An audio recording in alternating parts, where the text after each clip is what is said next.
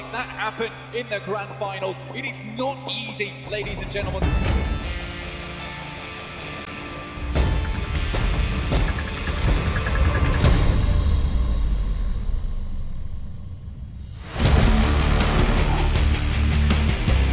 That's a good one. That's a banger, and that's a banger indeed. He hasn't got in to finish him off just yet. Runs round the corner, does the damage.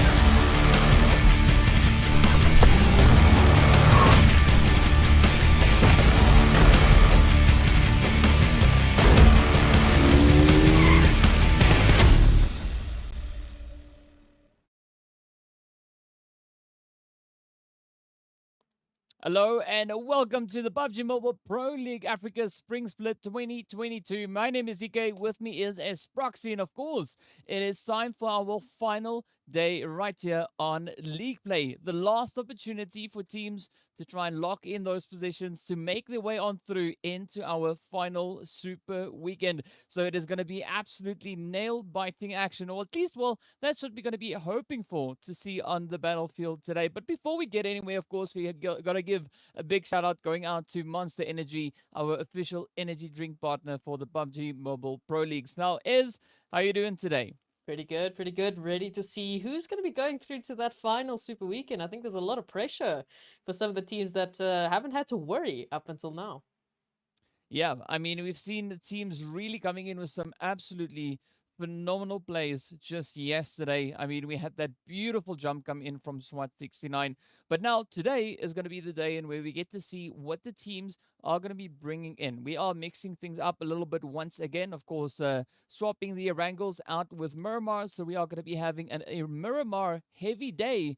And it's going to be quite exciting to see what the teams will be bringing to the table. Of course, we are going to be now hopping into our first one here for the day. As I mentioned, the schedule. So it is going to be Miramar, Erangel, Miramar, repeat all the way through to the very end, with each group, of course, sitting out on each of those maps. So we are going to be starting with Group E, then making our way back from there all the way up to Group A that will be sitting out on our final match. So it is going to be quite an exciting day to see what they are going to be bringing in, what will be happening, and of course, ultimately, who will be those top 16 teams making it through into the Super Weekend. As we know, it is going to be our 20 teams divided up into 5 groups, playing each of their 4 matches across the 5 that we have scheduled for the day. And then, as it is time for that Super Weekend, but what we are getting so excited about is, after Super Weekend, we will have 100% idea, clear indication as to who will be making their way through towards those finals. And of course, how we are going to be determining that, not only who makes it up into Super Weekend, but also up into that finals, will be through the teams utilizing the living heck out of the point system. As you can see, of course, that first place awarding them 15 points, making its way all the way down to that 13th to 16th place, where they don't get any of the placement points, but they can still make up for that utilizing the 1 point being awarded per elimination. Yeah, no, absolutely. So, I mean, the teams need to make sure that they're on the top 16 overall rankings, and those rankings, those points are only accumulated on Super Weekend. So, League Play, you just use that to get yourself into Super Weekend. Super Weekend is where you get yourself into the finals, and why wouldn't you want to get yourself into the finals with the juicy prize pool that we can see on our screens? Of course, the Super Weekend winner chicken dinners also taste extra spicy. As we can see, an extra $500 is sprinkled on top. Don't eat the dollars, please. And of course, there's an opportunity to get an MVP award of $1,000. So huge money up for grabs, over and above the extra bonus you get just for getting into the finals. So a lot of money is at stake, and of course, a lot of bragging rights to be the first team to win the first PMPL Africa 2022 too. So these teams that we're seeing on our screens, they really need to bring it today. We've got a few teams that haven't had the opportunity yet to get into Super Weekend, so they're definitely going to be fighting tooth and nail today to try and get into the last Super Weekend. Yeah, and if yesterday was any indication, today is going to be absolutely mind-blowing, right? Because we did see the teams really just popping it off. And we can see all our teams right here on the screen divided up into their groups, Group A, B, C, D, and E, with the players there from Group E. They are going to be sitting out on our very first match, starting over on towards a little bit of that Erangel action as we already saw. And then, as I also mentioned, we are going to be making our way up towards the players there situated in towards that Group A. But now, today is going to be that big day, is because, we've seen the players from SWAT finishing exceptionally strong yesterday, 5 points ahead of where we saw the team from Cryptics finishing, and we could use that to a certain degree, right? Because we saw some really strong performances coming in from the team of Cryptics, not only in league play, but also looking at their performance coming through in Super Weekend.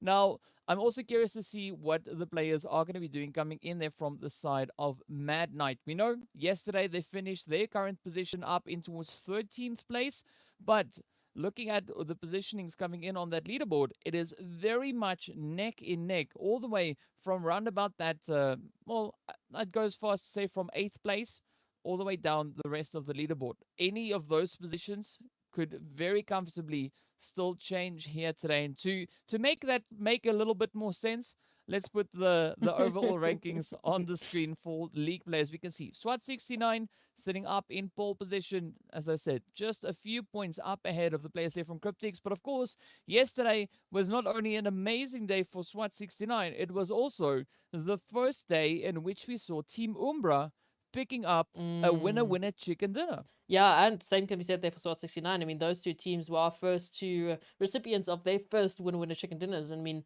you and I have been screaming Team Umbra's name over those Super Weekends. We have been waiting for an opportunity for them to bring it in. So now that they brought it in on League Play, we definitely are going to keep our eyes open for that Super Weekend. But as you said, the points super close. I mean, if we take a look just on this first page, it's just a handful of points that separate teams. Over on the second page, it gets even crazier. I mean, we mentioned yesterday Mad Knight, Triple Esports, the two of the other three teams that need to get into Super Weekend, or they won't be finding themselves in that top 16 in the overall rankings. They're literally neck and neck. I mean, I asked it yesterday, how did they do this? How did they get the exact same amount of eliminations, of placements? Like, how? How did you make that happen? Either way, neck and neck. And the rest of the points, I mean, it's a 1 point difference from them up until 12th place, 1 point from that into 11th, a handful into 10th, a handful into 9th, and it keeps going closer and closer. So one good game, as we know, can make any team jump from potentially this last page up into the second or first page. Masters, YONKOUS, Team Myth, pressures on them. Are we going to see them in the last Super Weekend? We don't know. Today, we will find out. I mean, yeah, come on. Because if any team from YONKOUS upwards drops a 30 bomb, boom, that's it, right? Done. On the first page. Off they go. Myth, if they drop a 30 bomb right now, yeah, we'll see them moving up, also relatively high up on towards that second page. But as we know, Team Myth, a team that has already not only taken 6 winner-winner chicken dinners coming through on the Super Weekends, they've also been able to accumulate an absolute ton worth of points over on the Super Weekends. So I do believe that they are relatively safe for the time being, right? It's not going to be a major concern should Team Myth not make it in towards that Super Weekend. But what is going to be interesting today, again, is going to be seeing what our teams sitting in the bottom 5 positions on the overall rankings with regards to Super Weekend are going to be doing coming into today. Now, if you are unfamiliar with that, that would be the players from Virtual Gaming, INTRUDER Africa, Triple Esports, as well as Mad Knight and SWAT 69. We've seen the efforts being put in by all these teams so far. We know that the players from INTRUDER currently sitting up in towards that 16th position. We also have Virtual Gaming, Mad Knight, and Triple Esports, as we saw just a few moments ago, only having 1 point differing between those 3 teams. And then, of course, we got the players from SWAT, sitting quite confidently at the top of the leaderboard. But today's going to be the day, and I'm expecting to see a few upsets coming through from the teams who know that this is their last chance to not only make it into Super Weekend, but also that opportunity to try and secure those slots, because we know it is going to be those slots on the line, the slots to make it up in towards the finals. And this final Super Weekend will be the last opportunity for the teams to bring in any points to make a difference.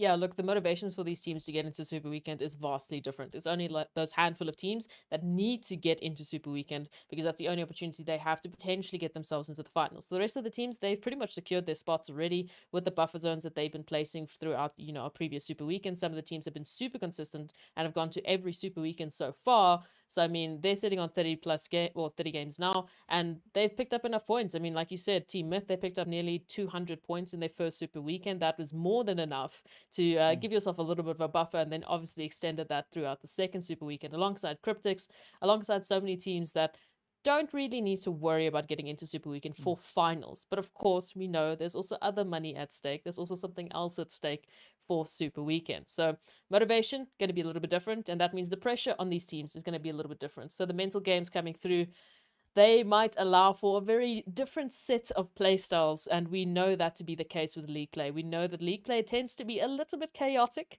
It tends to sometimes go from chain fighting to third party central to 15 teams in the final zone.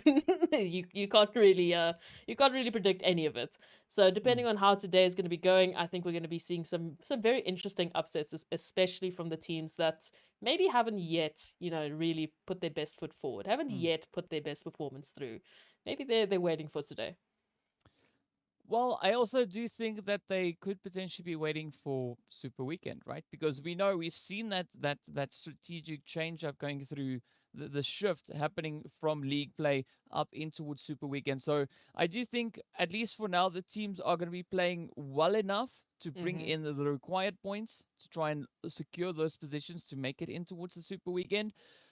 But who will that be? Because as we see now, and we had that look over at the overall standings, it is neck and neck all the way around.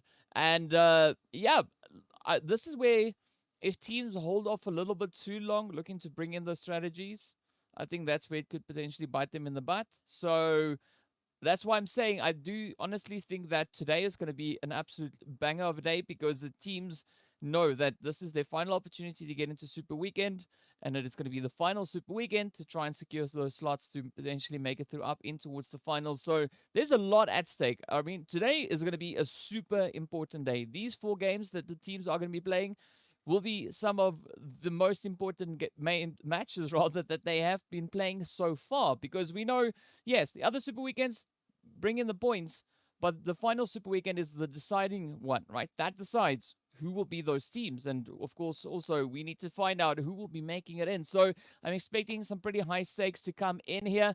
But at this point also, like, I honestly would love to see what the players from Slime 4KT are going to be bringing in today's performances, right? Because if we look back at the performance that they brought in coming into the Super Weekends, just this past Super Weekend, they were the team with the second highest amount of points.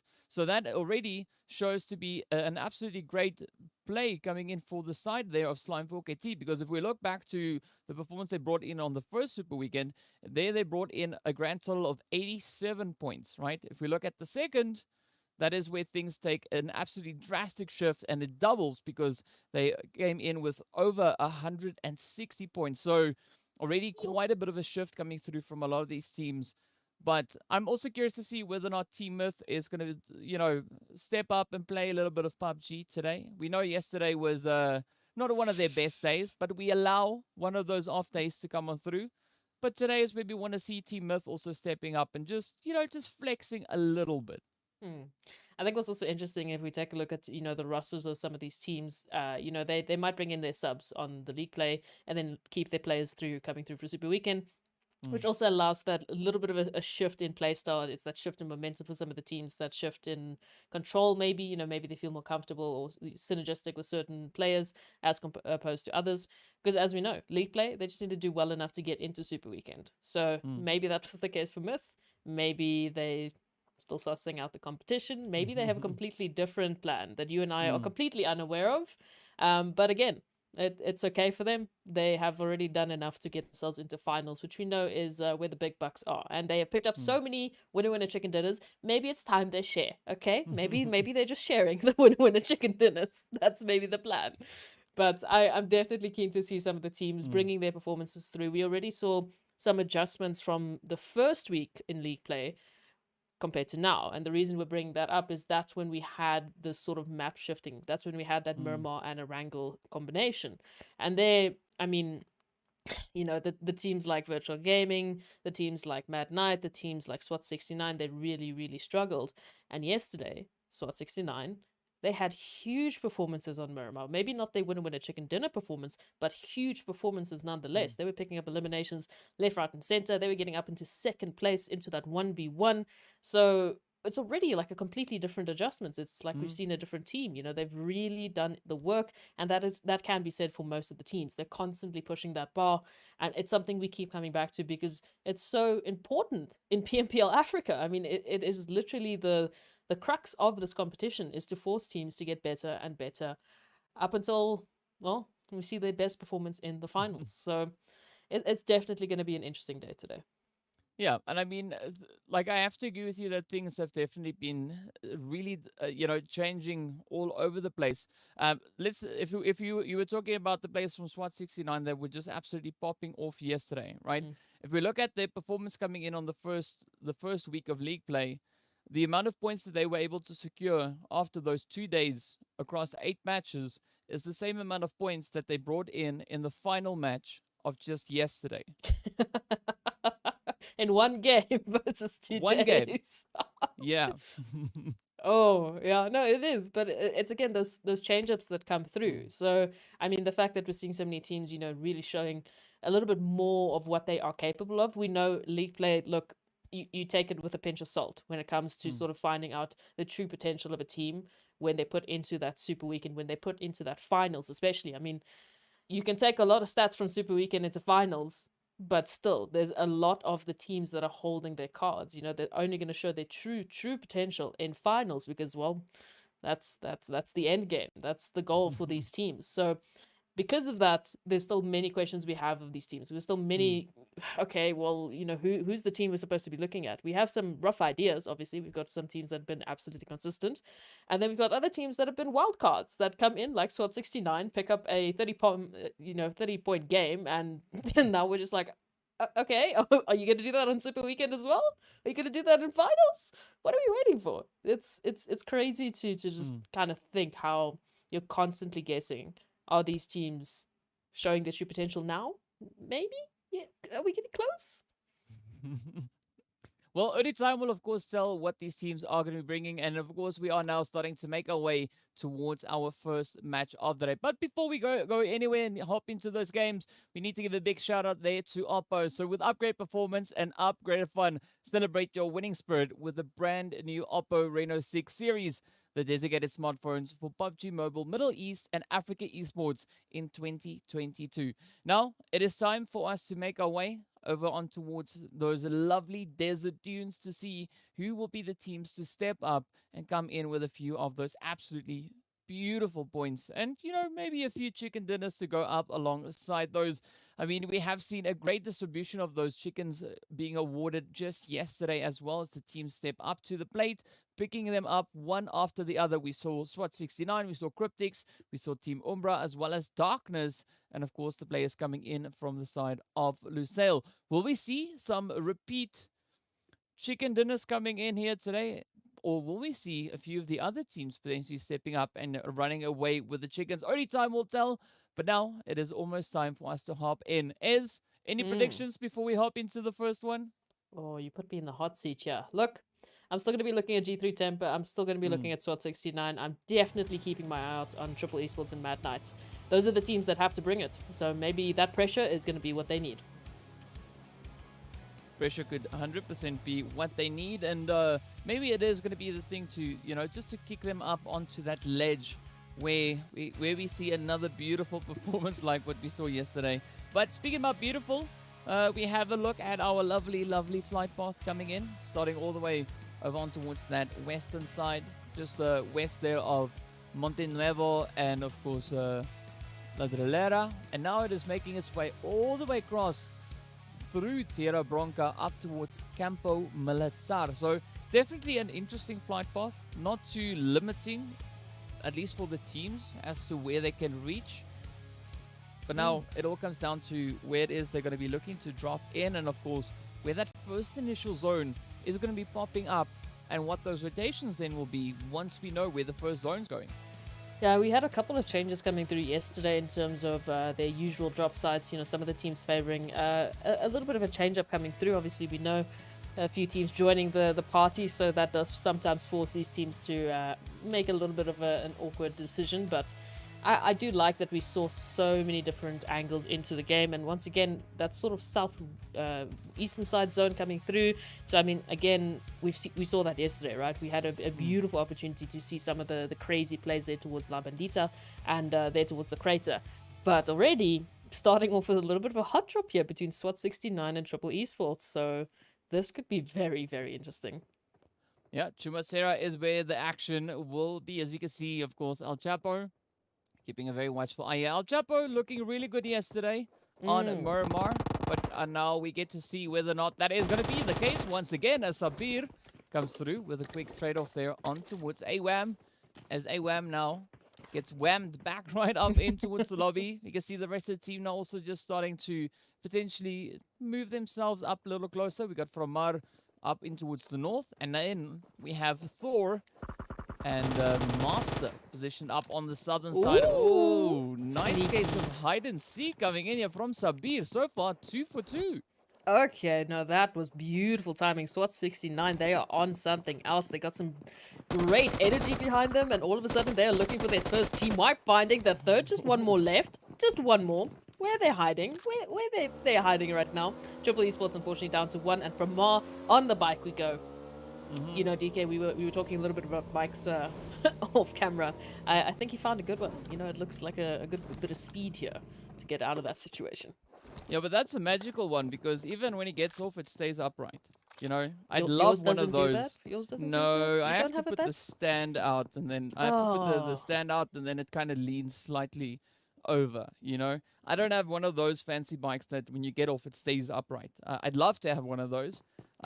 So whoever could invent one of those, please let me know.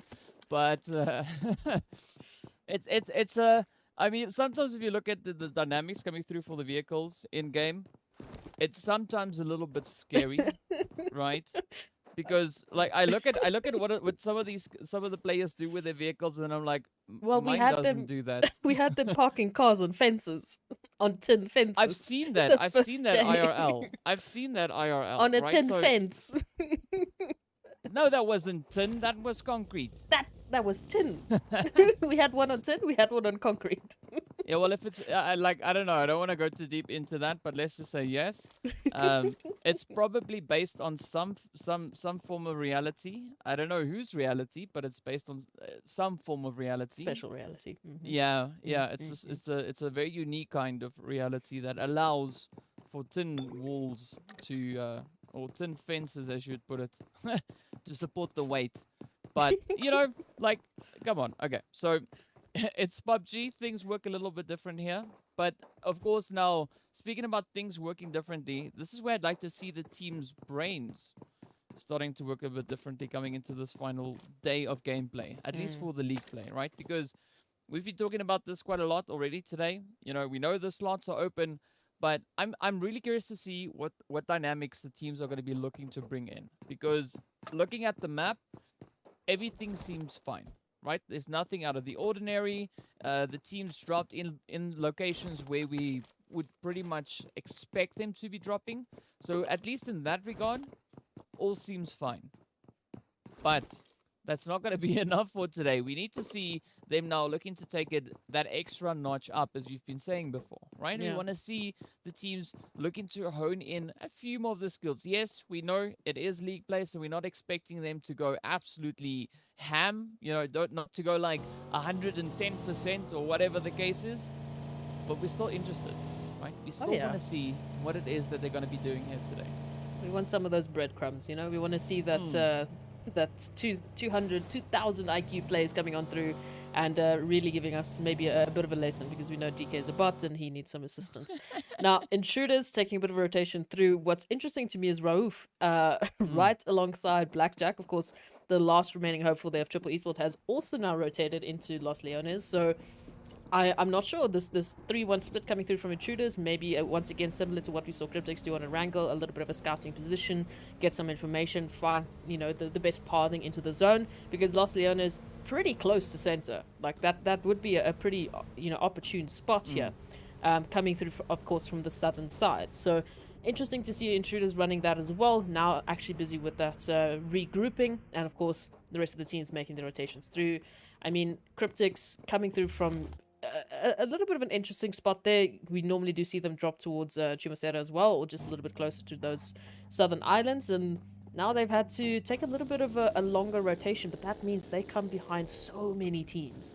They have potential flanking ability up until next weekend, basically. So this could be huge for them. It could definitely be, and it looks to be a very strategic approach potentially coming through from them. But also now the strategic approach is coming through here between Flacco. As you can see, a little bit of a defensive play now being put up here by Eflex and Dexter as they swiftly move up. Not even wasting too much time with that engagement. But it's interesting because we saw the rest of G3 now abandoning their vehicles just for the time being. But that has also now presented a slight opportunity to the players from Mad Knight, who we have positioned down in towards Picardo. We did see one of their scouts just venturing a little bit further up the hill, just coming in to inspect the situation, looking to see what's kind of cooking up top here. But it's also very interesting now to see Dexter and Eflex not continue on their rotational path, instead pulling up a quick stop here, looking to tap a few hits over into G3. Oh, looking for a little bit of that containment, maybe picking up some of those earlier eliminations. I mean, they've already found Flacco, so I mean, if they can pick up the rest of G3, they would definitely not complain. But again, being careful here, because Team Unique not far behind them. As you said, Mad Knight also in a position to get involved at any moment. And Unique actually pulling up right behind the players here from 1 million. So that might leave them in a bit of a sandwich situation here. But I'm sure they should be aware. Might just set up here on this ridge line and just hold for the time being. You see Winky already doing a little bit of scouting herself and quickly finding out that she needs to rotate back. Yeah, and it's a interesting position. A good play actually coming through. 1 million. We did see them looking to get a little bit aggressive, but now they really have to play the terrain here, because we've got Mad Knight pushing in from that western side, as we can see on the map. We also have Unique positioned up in towards the northeastern side. G3 right behind them. Behind G3, we've got Umbra and the player from Mar. They're from Triple Esports. So a lot of contention now starting to build up on the outskirts there of Los Leones, and they can of course now continue with their efforts, because the zone has now just sent it up so beautifully up towards them. But we are still to see the rotations for Lusail and of course Zero Tolerance to make their way in towards the zone. Same can be said for the players here of Super Young Stars and of course Cryptics. But a very cautious approach coming in from SWAT 69. We see them just positioned on that western edge of zone. Meanwhile, it is going to be Kato trying to reach all the way across on towards the side there of Dexter. But Dexter with a quick reposition, just grabbing a little bit of air along the way. Nothing wrong with that, but now it does seem like Mad Knight are going to be looking to grab a few of these opportunities and maybe pick a few eliminations up along the way. That would be a fantastic start for them here towards the first game of Miramar. So definitely hoping they are finding those opportunities. Of course, Umbra also looking for a few of those opportunities towards G3 Temper, who've also now pulled into this little bit of a spat here towards the crater, just towards the northern side of Los Leones. So quite a few teams here in the vicinity really looking to get involved and maybe pick up a few of those earlier eliminations. G3 Temper, unfortunately, I mean, they're just rotating from team to team to team to team. Haven't quite yet found a safe spot just to, reset and take account of what they have and what they don't have, which is, of course, Flacco for the time being. So hopefully they can find themselves a little bit of safety sooner rather than later, as the rest of the rotations are going to be coming on through. Again, as expected. Central part of the zone, a little crazy. Yeah, of course, now Nacho beating everyone else to the punch, blowing up his own vehicle, making sure, just to have an additional bit of hard cover should the building itself not provide sufficient amounts of hard cover. But now we also have the players here from Super Young Stars looking to continue their rotation up along that western side. And if they continue on this path, heading further down south, just sticking to the edge of zone, we could even potentially see them crossing paths with the players from Cryptics. We have all the way hunkered down, and just just sneakily holding on towards that southwestern position. But it's good to see the players from SWAT 69 now starting to kind of diverge that path, heading a little bit more in towards the zone instead of sticking to the edge of that zone as much.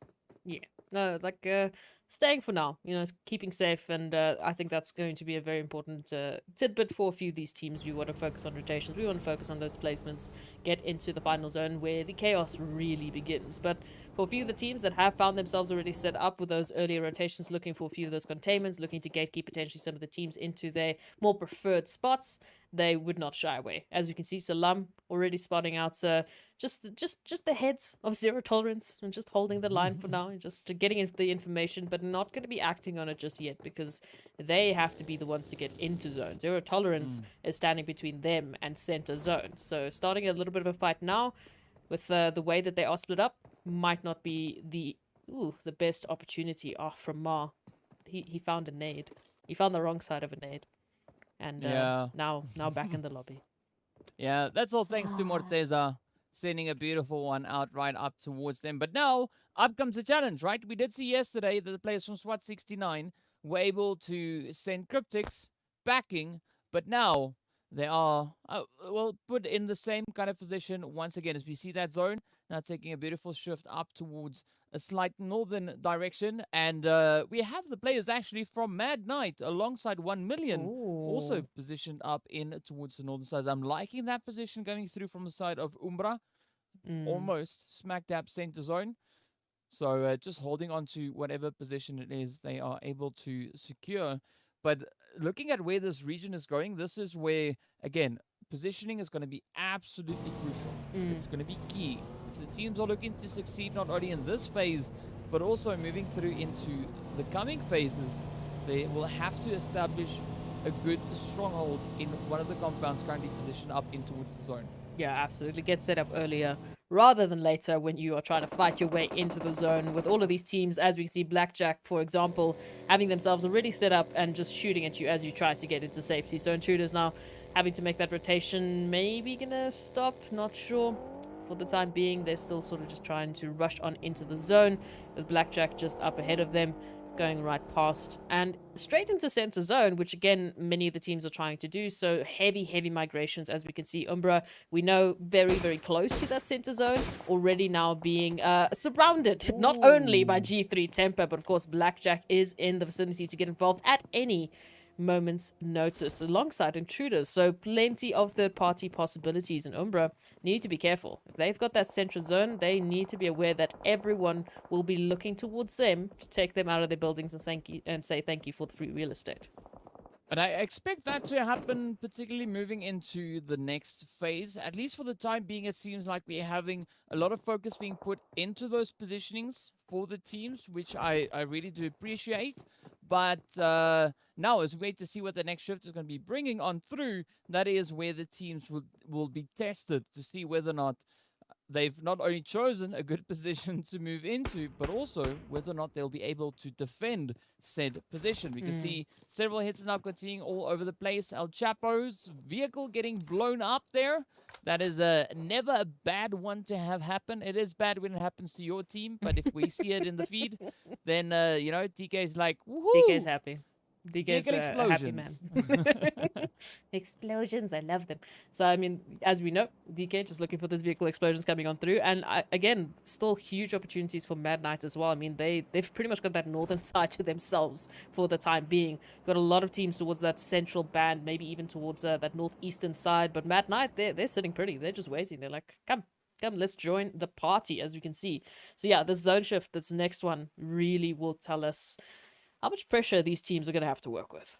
But I'm a little bit worried for in the players there from Intruder, as well as potentially Blackjack, because they are partially positioned within Los Leones. Yes, they are a little bit more on those outlying regions, but those rotations usually tend to be a little bit more challenging. Fortunately for both Intruder and, of course, Blackjack, that is not a city finish, so they can actually afford now to look to find a few rotational paths to get out of that position. But if we look up on towards the northern side, this is where good old Scope is going to be applying a bit of pressure onto the side here of 1 million. We can see Black Loss now just looking to potentially alleviate a little bit of that pressure. Oh, Dexter. But now it comes down to positioning, because we got Lusail rolling on through, Zero Tolerance rolling in, as well as the players there from G3 we see sitting into that more center zone position. Cryptics also looking for a good entry point into the zone. Weiss will be eating themselves out of their vehicle. That's not how it works, but okay.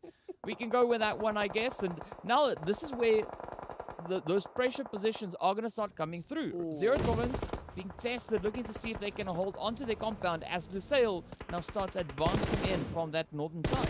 Yeah, this is what we were talking about. Setting yourself up nice and early means you can do exactly what Lord is right now. Just waiting for the rotations to come through from Lusail and just start picking off the numbers. Salam here, of course, towards the southern part, trying to rotate through from that edge. As we can see, gonna throw a nice little nade. Just gets Lord. So, I mean, a good bit of damage, but still, it is a 2v3 situation here. Hopefully the razors can come through, because the damage being dealt by Zero Tolerance is absolutely devastating. Especially now, if they heal up and pop one nade towards Boyka and Wanted, there's 3 players that could go down and be confirmed. That's huge. Salam here, just trying to find an angle to try and help their teammates, but what can they do? Not a lot, really, right? Because Salam not in the best position here. Zero Tolerance just leveraging the heck out of their position, as we can see. Vortex and Hate just raining down terror onto the side there of Lusail, and off they go, making their way back into the lobby. But the situation is continuing elsewhere in the zone as well. We see the players there from Mad Knight going toe-to-toe with Cryptics now, looking to defend that western position. A little bit more on towards that southern side is where we see Intruder and Darkness now having to do a bit of a dance up here in the blue stack. Will they be able to make their way out of this one? Of course, now those hits are going to continue to roll on through, as 1 million now step up, looking to come in with a few third parties onto the side there of that engagement between the players from Cryptics and Mad Knight. But now, Mad Knight getting sent off. It is now up to Darkness to come rushing on forward. Oh, White holding on so beautifully to the position, but up comes the challenger. Down they go. Momin popping a few push-ups in the meantime, just ensuring that those hits come through. And with that, Intruder, of course, now down to only 2 remaining hopefuls. We see Cryptics also having lost quite a few of their players, with a knock coming in there that Res potentially about to start making its way on through. As we can see, Marshall positioned over on towards the northern side. Lazy Boy a little bit further down south. SWAT 69 also running into a little bit of a barrier, but now the zone's not going to wait. It's going to continue to move on through, and this is where we could see what potential play Blackjack could be looking to bring on through, as they do have the players from Super Young Stars right here alongside them. Oh, absolutely. And I mean, Intruder not far off behind. 12 teams now remaining. So we're in placement point territory, of course, but the team's looking for so much more. They want to give themselves as many opportunities here to get that buffer, to get themselves into Super Weekend. Now, Blackjack, finding a nice little bit of an angle there towards Super Young Stars. SWAT 69 also being confirmed out as they try to make their rotations. Blackjack, beautiful opportunity here to hold out Super Young Stars. They are in the zone. They have their backs towards the zone. And Super Young Stars that have to make that rotation. And I mean, if they go left, they go into Intruders. They go right, they go into zero Tolerance. So this is a difficult situation for Super Young. I don't know how they're going to get out of this. I can only see to fight your way through, Blackjack. But I gotta say though, Blackjack, they playing this position quite beautifully, right? Because they've all now asserted themselves onto a little bit more of that higher ground position, just utilizing this building to help align those angles. And with that, they are able to apply a lot of pressure on towards the Super Young Stars. And Intruder doing a very similar kind of thing with their position, applying a lot of pressure now onto the side here of Darkness, as we can see Tornado and Adleno being the last 2 remaining hopefuls. But this is where Intruder, Hemo, now needs to send those nades out with pinpoint accuracy and hopefully get a very successful rush, potential knock maybe, coming into the side of Darkness. But Tornado is not going to be sitting around waiting for that to happen, as we see Tornado looking to move up a little bit. Just coming in to say hi before there's too much of a fight breaking out with all the other teams in the vicinity. And speaking about vicinity, of course, G3 finding themselves right up close and personal alongside the players there from Zero Tolerance. But Zero Tolerance actually coming in with a very split up approach. Oh, same can be said for Zero Tolerance. I mean, finding super young stars now. So, yeah, I mean, G3 unfortunately falling victim to that spread coming through now. And as we see the rest of the teams making their rotations, Zero Tolerance still very split up, as you've mentioned. But rotations now have an opportunity for them. I mean, they got that entire eastern side to themselves. It's just going to be about what G3 and Team Unique have to say about that. G3, unfortunately, down to one member. Unique now pulling up on into the action here as the chain fighting seems to be going strong on towards Miramar. They have an opportunity here. They got 3 players up against the potential 2 of G3. And talking about potential, 1 million unfortunately being stolen of that thanks to Cryptics, as the duo of Cryptics is just absolutely on a bit of a tear, finding 6 eliminations. And that zone once again deciding to just avoid every single team as Myth now find Umbra. And DK, what are Myth gonna do with this one? They're looking a little bit distraught. Oh no, Shadowwind! Wow, there we go. Shadowwind goes to town.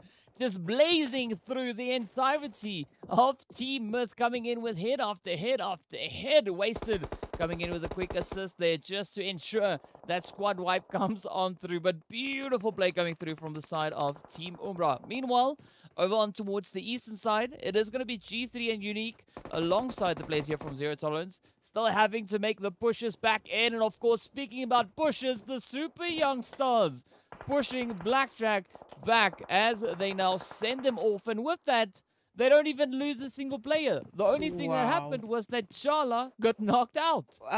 I don't even know how they managed that. But now the next team to try and manage the situation is going to be G3 Temper. Wait, and now down with his teammates, gonna jump into the vehicle. Skydo's right behind you. Down through the smoke we go. So for the time being, we are alive. Drops down. And Skydo is gonna unfortunately have done enough as G3 Temper gets sent back to the lobby. Cryptics and Unique now the next team to find one another. Exist is down. Chills and Winky alive, but on a sliver of HP. Same can be said here for Marshall as a beautiful shot comes through. And Cryptics gets confirmed. We find ourselves with our top 5 teams alive. And only really Zero Tolerance and Umbra finding themselves within zone. Yeah, and of course the bait and switch game being pretty strong on Miramar here in this first round. But you can see the players there from Unique now feeling the pressure starting to build up as, you can see the numbers starting to dwindle. And dwindling so much so that, well, it is the end of the road for them. Off they go, making their way right back in towards the lobby. It's down to our final 4 teams. Zero Tolerance coming in from that eastern side, as we can see Hate and of course Vortex now rolling on through. Still looking to find their position up into the zone, but coming in with a beautiful off-angle approach onto the side of Super Young Stars.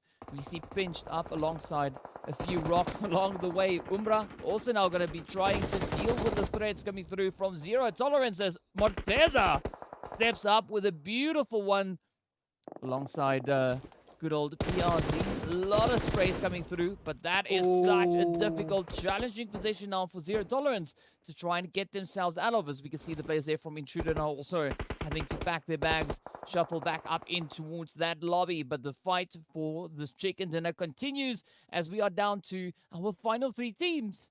And of course, 2 teams positioned up on some relative high ground. Yeah, Super Young Stars and Team Umbra are looking really good. Of course, we've got Morteza and PRZ just on this ridgeline. Straight shot to Super Young Stars and straight shot to Zero Tolerance as well. We can see a little bit of push coming on through. Morteza doing a fantastic job finding through alongside their teammates. And all of a sudden, Super Young Stars down to 2 and not looking too great. Look at the angle that PRZ is coming through. Lashin out in the open. A nice little bit of a pullback, but again, still so much to deal with as they are down to 1. Still 2 remaining for Umbra, and Zero Tolerance is still involved.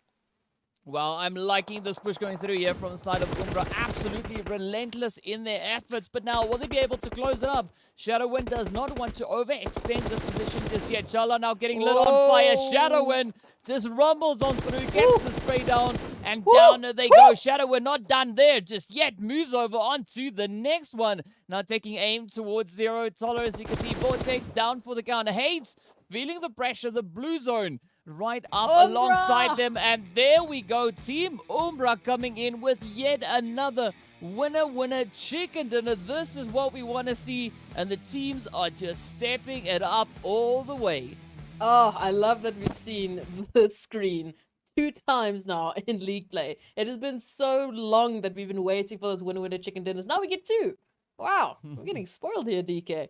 Absolutely phenomenal performances coming through from the teams, and a big shout out, of course, to Team Umbra for managing that situation. I was a bit worried they were finding themselves in that sandwich, but zero tolerance, I mean, they had a care package. That's the only cover that they had to work with. So that was a huge opportunity for Umbra to take on the entirety of Super Young Stars, take them out, and then it just was a bit of a straight shot to zero tolerance. I mean, there was no opportunity for them to really do anything there. Wow, that was massive for them. Yeah, a great boost of confidence coming through there on the side of Team Umbra. And that was only the first match. Of course, they have still 3 more games to play, at least for their map rotation. So I'm very curious to see if Umbra is going to be looking to pick up even more of those chickens along the way here today. But definitely an absolutely fantastic start.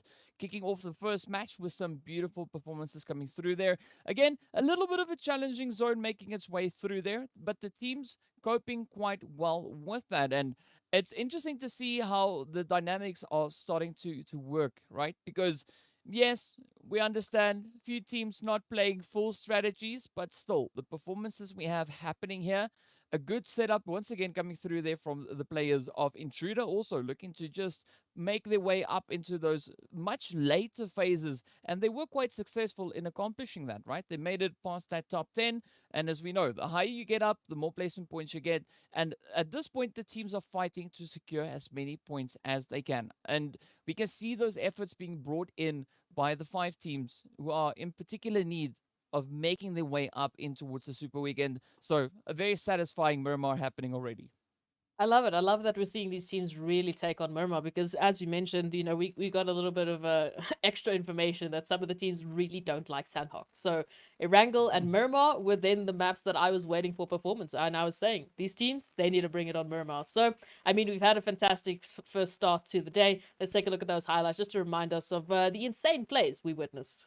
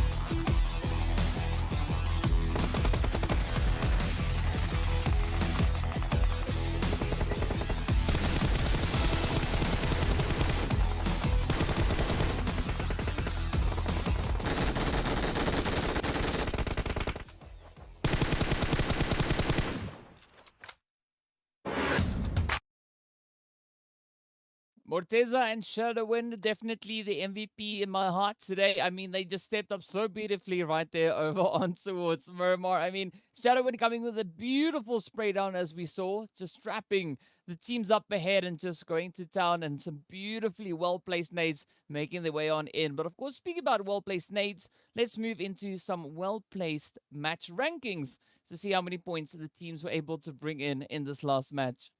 What do you like to say? Numbers, names, and numbers. That's what we're going to be looking at right now. First, Miramar done and dusted. And Team Umbra picking up a nice even 30 points. So starting us off already with a 30-point game today, DK. Ooh, yes. That is what we love to see. I mean, Team Umbra kicking it off, right? That's what we want. We want to see teams popping off, going absolutely ham, and zero tolerance. Super young stars coming in with some good points on the board as well. Same can be said for Intruder as well as Cryptics. But now, we can see those eliminations coming through for 1 million as well, coming in with 5 eliminations alongside the 1 placement point they were able to find. So definitely some good points being brought in. Yes, first match done and dusted, but how many more are they going to be looking to push for in the remaining games? So we still have to work our way through. Of course, we also have to take a look and see what that second page has brought in for us. And what has it brought in for the other teams fighting themselves on this last page is the question. SWAT 69, Mad Knights, Triple Esports, the three teams that I'm applying a lot of pressure towards, unfortunately not having a great start on Miramar, but of course, still 3 more games for each of them, so still plenty of opportunities. Also bizarre to see G3 Tempo on this side for a Miramar game, but of course they were running from team to team to team to team, so I can't really blame them. Blackjack and Super Young Stars, that contention, I wish I could just be a bird on the wall. I just wanted to see what happened. How did Super Young Stars actually manage to survive the onslaught that Blackjack were throwing at them? I mean, the rotations, I mean, the options that they had were so slim that, it was crazy to witness. But, well, I didn't get to witness it, but I saw it in the feed, at least. So, match rankings done and dusted, and I mean, those overall rankings might be a little bit different compared to what we saw previously, because all of a sudden there's a little bit of a contention for that first page. Yeah, I do think that the overall rankings are going to look a little bit different. But, you know, we're going to have to wait a little bit more to see what those will bring, as we are looking to build a little bit of the suspense here. You know, we are every point the teams are able to bring in does matter. So we're not going to show you just yet. We'll keep you guessing. We'll keep you waiting, have you sitting on the edge of your chair, waiting to see what the overall results look like. We're also waiting in anticipation, of course, to see what that will be and, you know, where the teams find themselves after that first match. But that was only the first match for 4 of the groups. Next up is where we're going to be seeing the players from Group E also now stepping up onto the battlefield, showing us what they've got and how many points they'll be able to secure coming into their first match of the day. So a few things still on the table here, as we will be seeing the players from Slime 4KT joining us on the battlefield, alongside the players coming through from Virtual Gaming, as well as Masters Esports, and then, of course, also YONKOUS stepping up to the plate. And as you've said, a few of the teams, they need the points. Will they be able to secure enough? Will we see them rising to the occasion and potentially making their way up into towards that final Super Weekend? I don't know, right? We don't know. We'd love to know in advance, but we can't because it has not happened yet. And, you know, I kind of forgot my time travel remote somewhere. I can't remember where. I'm sure they were goggles. No. Don't you have this time You're travel not supposed to say that. goggles? I thought we had an agreement here. But of course, well, we're going to have to keep the suspense up a little while longer. But let us know on social media what you guys think of the progression of the team so far. You can hit us up on Facebook as well as on Instagram. You can search for PUBG Mobile Esports.Africa. Tell us what your thoughts are. And meanwhile, while you do that, we are going to be hopping into a quick break before we return with our second match of the day, heading straight over into Erangel. So be sure to see you guys in a short few minutes, so don't go anywhere.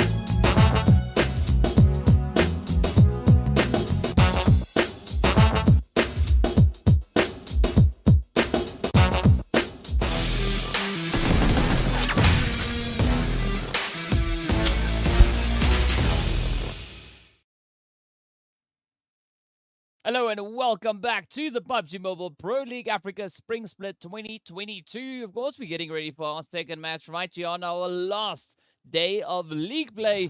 And things are going to get quite exciting, but we also, speaking about exciting, need to give a big shout out to Nemo TV, the PUBG Mobile 2022 official streaming platform partner, as we make our way into our very first Erangel of the day. And this is our second to last Erangel, is. Wow, that feels weird.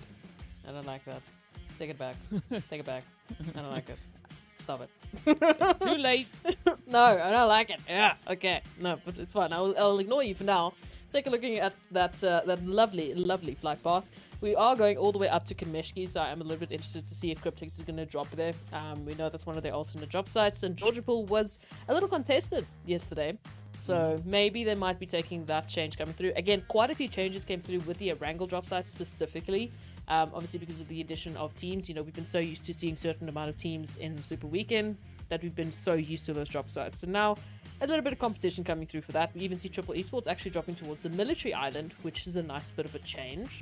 Maybe Mad Night towards Ferry Pier, we might see. So, I mean, this is going to be a little bit interesting. Zone pool, though. What are you wanting? What are we... Oh, wait, maybe we should not say it, because then the zone can be I want a circle. That's what I want, right? Not a square? You know what a I square? want a circle triangle? so that everything is well-rounded. Oh, you should say that every time we work on this map. Okay, so that's going to be our chant for southern zones coming through towards the military island. Wow, Yeah, that's what we love to see. I mean, and this is not just a southern zone. This is a little bit of a hard shift Oh, yeah. on towards that southern zone, as we can see. I think it could be pretty much the next phase could very likely be taking its move on towards that southern island. Again, we don't have any guarantees. We don't know for certain just yet. We'll have to wait and see. But what we don't have to wait and see, though, is where the teams are going to be dropping down into. Of course, Umbra, as we can see, on towards the position relatively close to, well, a lot of places, if I'm being honest, because Umbra came in with quite a bit of a split drop. We see Morteza relatively close to Shelter. We find Shadowin, Wasted, relatively close to that school position. So a lot of the rotations now are going to be making their way on through, but that's kind of the trend we see across the board.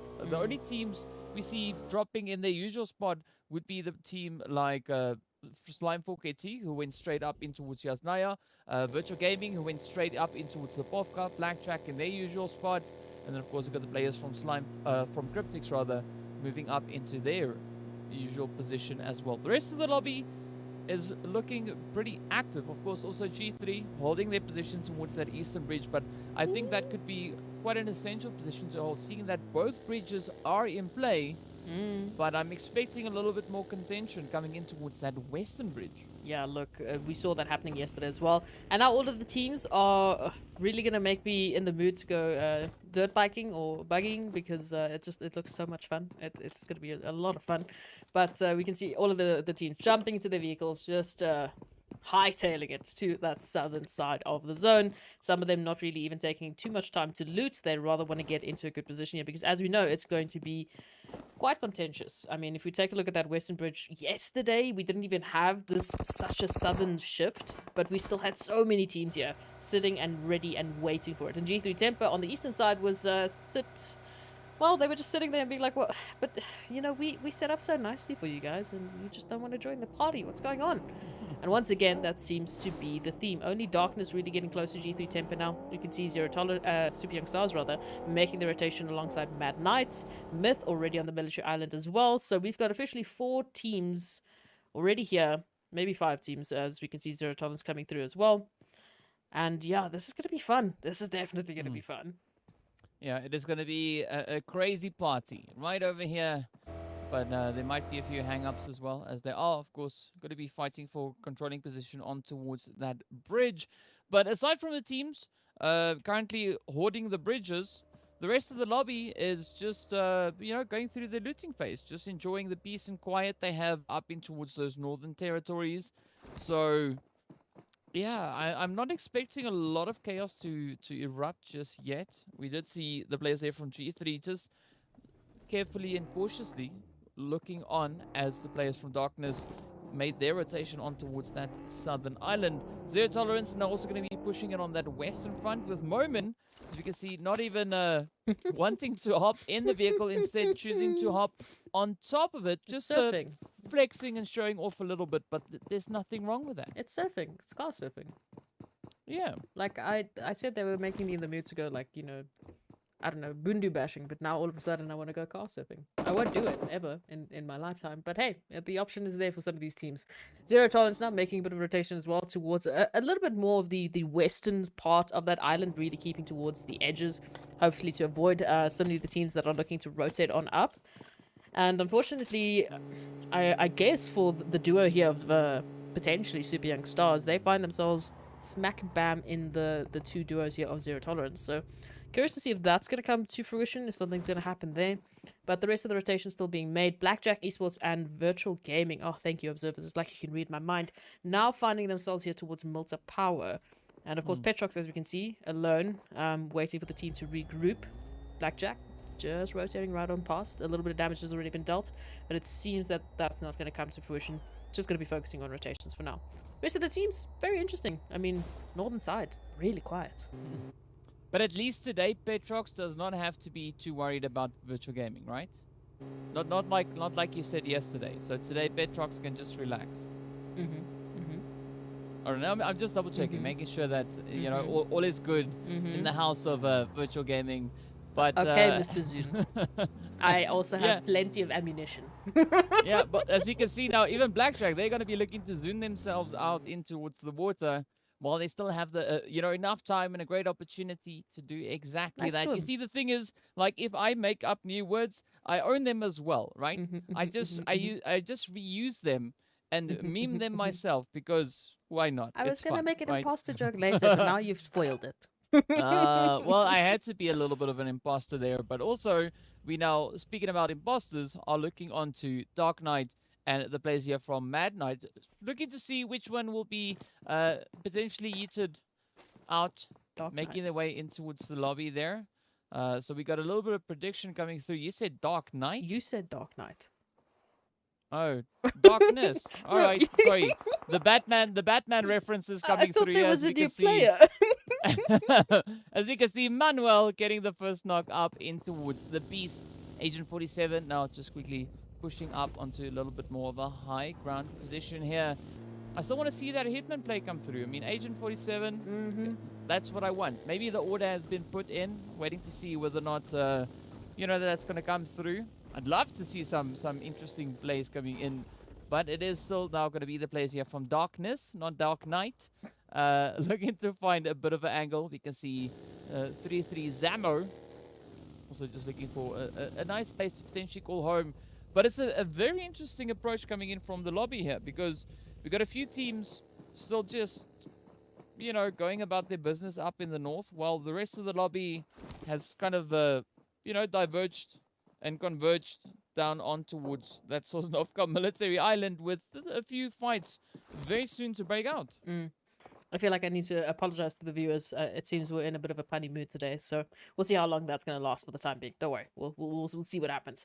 In terms of rotations now being made, Slimefork AT, I mean, they still have to make a rotation. I love what I'm seeing from Cryptics, making that rotation all the way from Kameshki into the eastern, potentially southern side of the island. As you can see, so many teams now making that way through. G3 Temper, they've abandoned that eastern side of the bridge. They're getting themselves on the island. And so many contentions, engagements breaking out as that zone, of course, confirms it. We are having a military island zone. This is absolutely fantastic. We've been waiting for it. Team Unique, unfortunately, losing a player. And as it goes through, I'm expecting this to, of course, happen. I mean, we've got so many teams now trying to nestle up on such a small piece of land to work with in comparison to what they're normally used to. Cryptics, of course, the botations are in. We love it. We love it in this season. Yeah, they've set sail, set their sights on making it all the way down on towards that Sosnovka island, but they could potentially be, bumping heads with Blackjack if they decide to pull into the Nova port. Speaking about ports, we've got several teams still looking to come in on either port side or starboard side of those bridges. Don't know which one it will be just yet, but what we also do know is that Nacho is now trying to flush Sin out of the radar tower here. Beautiful spray down going through, as we can see Ilias now looking to just potentially distract Nacho from that position. But G3 again looking to fortify the angles here. A little bit of a spread, but I'm liking this approach coming through from Nacho, bringing in that front line distraction, now allowing the rest of the team to also look to advance themselves into a good position and then look to strike down and potentially pick up a few eliminations in the direction here of Masters Esports. Yeah, they would be setting themselves up quite nicely if they can confirm this position. We know a lot of the teams still have to make that rotation. Now, a lot of the teams using that eastern side of the bridge, so a potential direct line of sight towards where G3 Tempo are currently holding themselves alongside Masters. So Sin would potentially be the first player to go down. As you can see, the rest of the team from G3 pushing on in to get those confirmations. While Masters, unfortunately, for the time being, might just have to sit and watch, as so many teams now moving on in. It might not be worth the risk to try and save Sin, who's now been confirmed. With that being the case, Virtual Gaming holding potentially Slimefork AT out of that bridge line, as we can just see. Ooh, come on. Come on, up comes the rush. Zeus now in a spot of bother here as Slimefork AT gets ready to rush on in. Up comes Pronto. Oh, but Zeus just thundering down with those devastating blows. Plaza the next one in, but finds the spray down as Zeus gets confirmed. The rest of the team now looking to quickly bring in a little bit of a helping hand here as we see Petrox, one shot, and Alpha Luigi for the side of Virtual Gaming. Storm, who having to just rethink the strategy here. It is going to be a 2v1 push on towards Storm. The rest of the team in a position to provide a little bit of a helping hand, and well, Storm not really needing too much of that, as a quick nade is sent forward, finding a beautiful knock right up onto with one shot. Storm now having to attend to that health bar.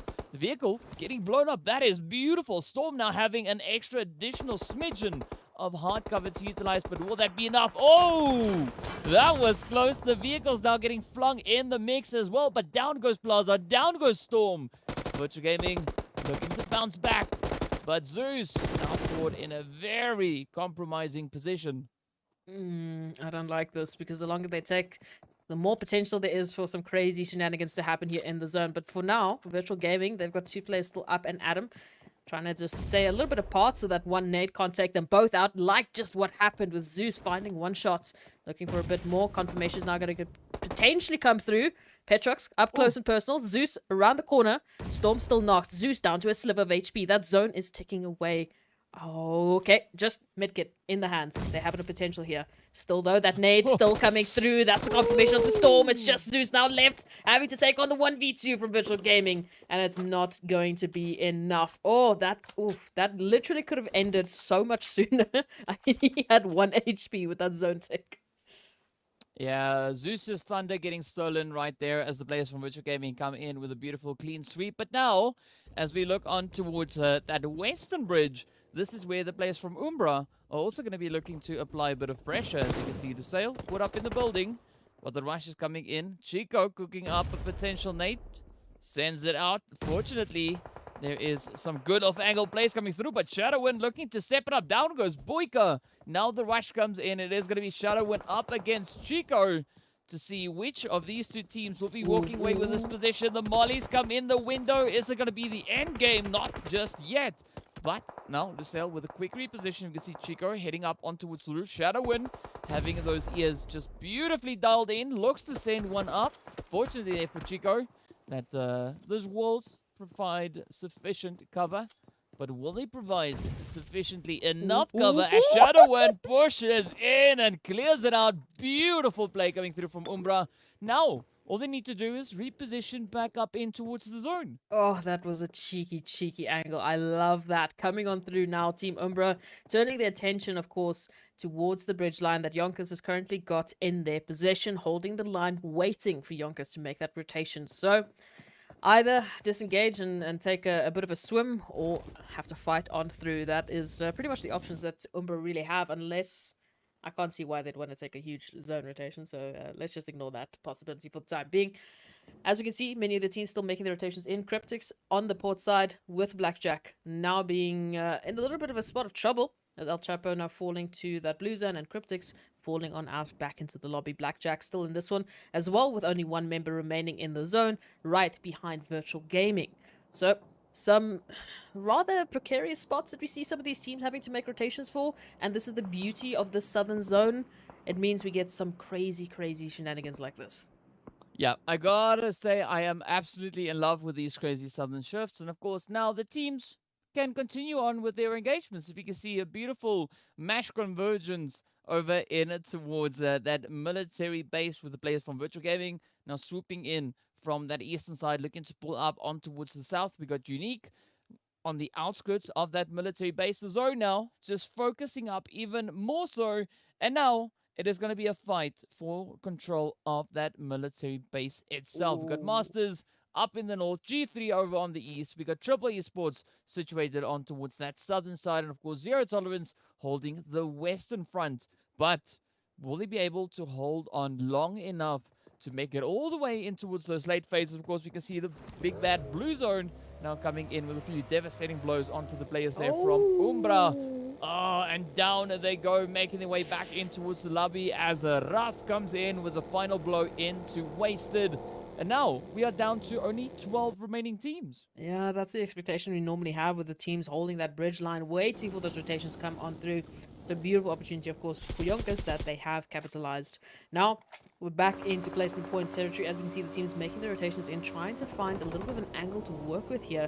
As we know, it could be the fight to the lobby, basically, for that position within center zone. A little bit of a Tokyo drift happening here, as you can see the chase of a lifetime. This Petrox is just trying to stay alive. Convoy is right on their heels with Charla. And, oh, it's the... Oh, no. Petrox, Yeah. what are you going to do? Run. That is Where? what Petrox is going to do everywhere and anywhere. The main strategy here is to drag the players from Super Young Stars in front of another team. But unfortunately, Petrox only succeeding partially in that, dragging the players here from Super Young Stars right up alongside the team from Yonkers. We can see Havlik coming in with a quick tappity tap. Petro still alive, at least for the time being able to quickly pop in a med there. But Lashin still very much fixated on that rock. Oh, Petrox is going to get caught out in the open. Oh, there we go.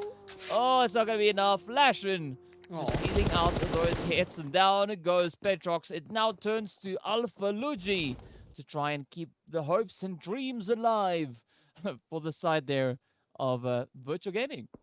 Oh, that is painful. Even for Blackjack now coming on through from that huge port side rotation in the zone. Could only last so long, unfortunately, because we know 4 layers deep, it starts to tick away if you don't manage it. And sometimes if you're too far gone, that is unfortunately all that you have to work with here. So teams now Unique, finding themselves within zone, but also very split up as there's a 2-1 split right now. Unfortunately, Skirp just on the outside, and we can see Masters, Darkness, in a potential little bit of a spat here. Nades are going to be flying through the corridors, and you do not want to be caught out in the open. Masters trying to get out of there as soon as possible. But Tornado here coming around the corner saying, hello, welcome to the spray down. Masters are out. We're down to 10 teams. Yeah, Tornado kicking up a fantastic storm once again, and they are in a controlling position up in towards the C block here. But now, will they be able to hold on? We can see G3 just spread out up ahead of them. Meanwhile, a lot of fighting continuing a little bit more on towards that western side, as we can see Yonkers trying to take positions up in towards the bowls. But a very split up approach coming in from Yonkers, but the same can be said for the players there from Triple Esports. As the heads continue to roll on through Unique now, feeling the pressure. We got Old Skirp over on towards that far western side as the rest of the team now falls down. But where will they go? Yonkers now starting to push a little bit closer as the zone now shifts even more so over on towards that western side. The pressure is going to be on, but G3, they've got a controlling position, a beautiful spread, all 4 players alive. But now this is where they just need to hunker down and defend the living life out of that position. I mean, they've been challenged before, but we're not sure if to this level is going to be the case, as it's going to be absolute chaos with these teams just flocking on into that zone. I mean, that's all that they really have an option to do so. And I mean, Yonkers now finding themselves just here out in the outskirts of that zone, trying to reset as they try and find a potential way in. Myth making their rotation in as well. It's only Moment to work with here. So the solo here for Myth trying to play it sneaky, but might need to get out of that car to make that happen. YONKOUS now maybe taking a little bit more of that northern side rotation. Maybe get behind Zero Tolerance. Maybe take it safe. That is a potential option here, but G3 Temp has such control of that compound right now. They've got literally the best possible setup. It's just going to come down to if they can manage the numbers that are going to be thrown at their faces. Yeah, that is going to be the case. And, well, as we look at the numbers, it's starting to dwindle as we have 27 players left, 9 teams remaining. Manuel getting hit, as you can see that not coming through. Momin taking a quick moment to just advance their own position. Looking to creep a little bit closer on towards that western side ahead of YONKOUS. But a lot of fighting now going to come through on towards the northern front. Just because Zero Tolerance and Darkness looking to close up these positions. And again, going to try and keep as many of these angles covered as they could possibly manage. But looking at the 8 teams we still have, it's going to be quite a bit of a challenge as Moment might experience now firsthand. Ooh, bullets flying, but of course making their connections on towards Zero Tolerance for the time being, as Adleno is going to be caught out and taken down. 8 teams still alive, of course, but Darkness now feeling the brunt of the action as they are down to only 1. It's Tornado, the team lead coming on through, hoping to maybe get them into those better placement positions here, but they have to face off against Zero Tolerance and potentially Mad Knight. We're just holding that crossfire for the time being. The teams have found themselves in the zone, but for how long is the question. As we can see, some awkward positions having to be worked here. Moment outed alone in the ridgeline, just hoping no one's going to be looking. And now Super Young Stars feeling a little bit of the brunt of the action here. Yeah, they're feeling a little bit excluded, right? We see them all the way alone in towards that southeastern corner of the circle. And now as the zone moves further up north, they still find themselves a little bit excluded out of any of the corners of that circle. As G3 once again are blessed with a beautiful position coming in towards the zone. Just looking to adapt what they came into the previous zone with. But now the pressure's going to be on because we got players here all over the place. Everyone is going to be looking to find a bit of an opening. But G3 definitely looking to get as aggressive as they can. Even the players coming in there from the side of Mad Knight are utilizing their position up in towards the northern side of the zone. They've got a few compounds, as we can see. We've got Agent 47 and Zamo just looking to blaze down a few hits on towards them. Zero Tolerance, meanwhile, caught over on towards this western front. It's going to be a little bit of a risky, tricky rotation for them. Oh, absolutely. I mean, if they take that northern side, they find themselves against Mad Knights. They go a little bit more down towards the western side. They find themselves against YONKOUS. And, of course, a big portion of G3 Tempo, who, as we can see, are currently applying the pressure. Raf goes down, and NNN7 and Lewis get on in. But, again, they're right next to Moment, who gets confirmed. So all of a sudden, the rotations are a little bit scattered, a little bit frantic, as they try and find an angle to work with. But Flacco with a beautiful position, just mowing them down for the time being. Super Young Stars now being excluded, and well, now they're included in the lobby. Unfortunately, these teams, it's going to be a tough rotation. Triple Esports now the next team up for the line, and apparently the next team to just get a bit of a lead massage. Yeah, but don't let that mislead you, as we can see. Oh, YONKOUS now suffering hits all over the place. A little bit of pressure coming in there from the side of G3, but also now Triple Esports stepping up, looking to grab their own slice of the pie. Down to 6 teams we go. 17 players left. YONKOUS just looking quite excited that they are still alive and having an opportunity to continue to push on through. But Thor looking to crash the dreams here, as we can see. NNN7 now getting taken down, and with that, it's getting close. Up comes those nades. Triple applying the pressure, and off they go. YONKOUS getting yeeted back into the lobby as they are bombarded with utilities left, right, and center. Now, Darkness up in the north. You can see Tornado just trying to quiet down the storm that is about to erupt on screen. Zero Tolerance Vortex exploring the options, not spotting Tornado just yet. What the goodness was that? But okay, we'll take it. Now as we move on, G3 still holding on with all 4 players, looking to just come blazing through as they pick up a beautiful double knock onto the side. They have Triple almost getting it 3. Will it be 3? AWAM about to get hit as Six cooks up yet another molly, sends it out. Those nades continue to fly on through. But G3 looking absolutely golden. I'm curious whether or not we're going to see another one of those flagger tappity tap taps coming in, as they have a beautiful position, smack dab center zone, and all the teams have to come to them. Oh, this is going to be tough. G3 just capitalizing, monopolizing, whatever you want to use. They are finding the best possible position here.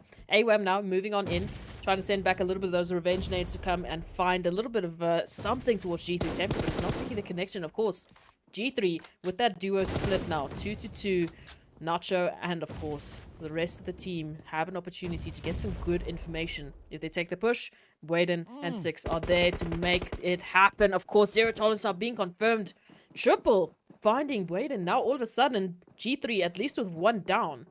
But the recovery is still there. Mad Knight, they need to move on in. G3, they're still in zone. They've got an opportunity here just to hide. They've just got an opportunity to absolutely demolish the teams. Oh, Flacco, there's a nade above your head. Yeah, this is looking so tough. But now Triple looking for a quick reposition. Nacho just trying to blaze their way on through with those utilities. Once again, looking to take control of the radio tower here. Or looking to assert their dominance in this position. We got AWAM and Framar looking to also just bring in a few disruptions. But it is now going to be Zambo and Agent 47 looking to jump punch their way all the way up to alongside Nacho, who's on the outskirts, finds a beautiful spray down right there on towards Agent 47. But will they be able now to close it out all the way through? Nacho quickly trying to pick up that confirmation as well. Flacco, meanwhile, will get traded on through.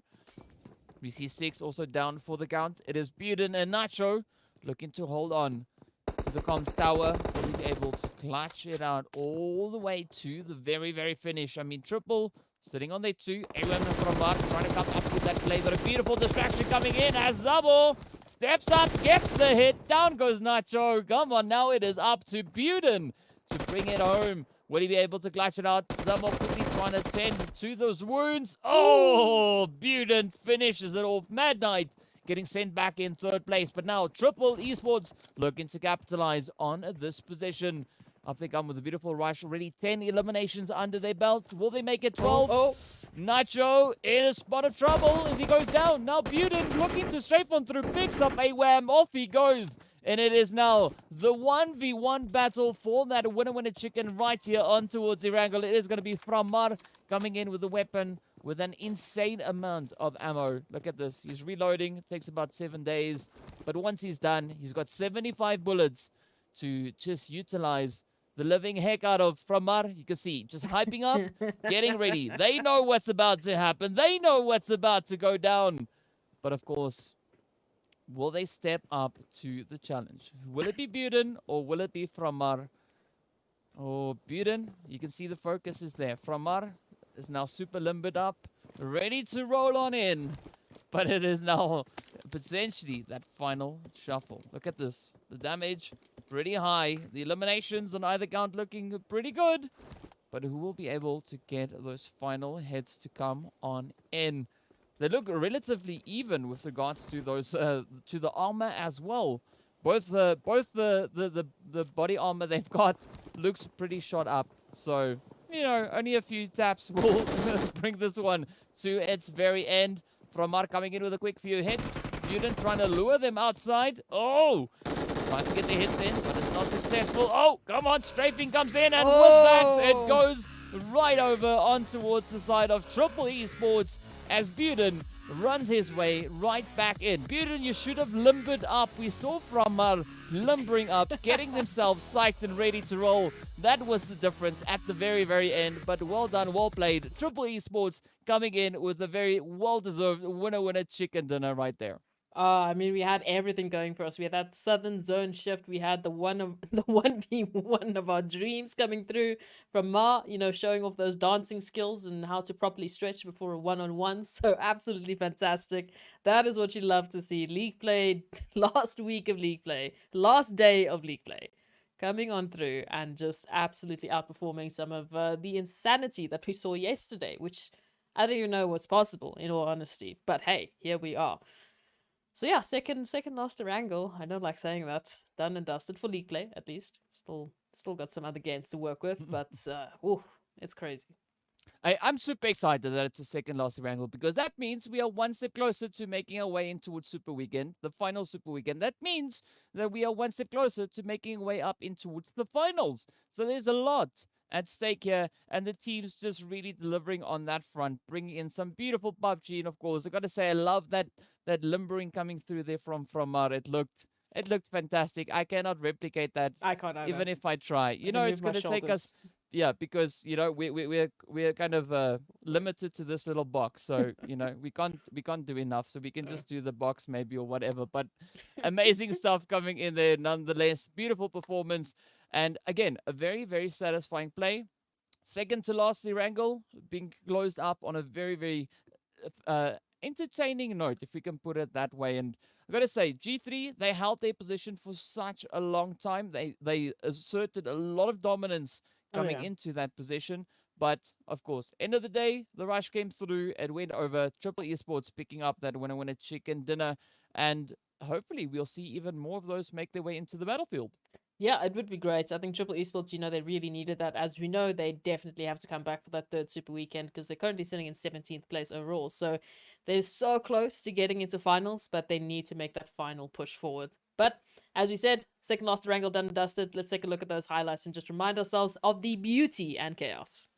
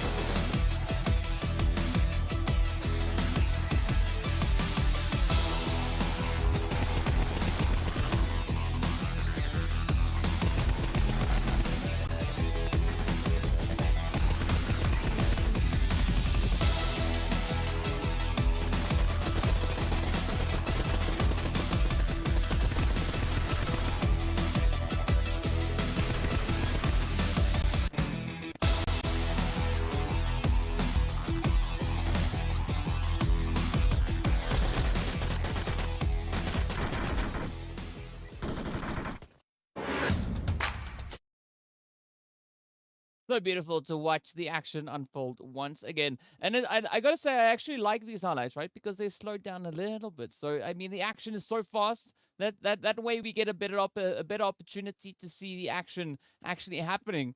Because I mean, it gets so frantic on this on the battlefield there as the teams continue to step on up. It's just sad that we didn't see those moves coming in from Mara once again, because I do think that was also quite entertaining to watch. But either which way, it is what it is. Let's head on over into our match rankings to see how many points the teams were able to bring in this last Erangel.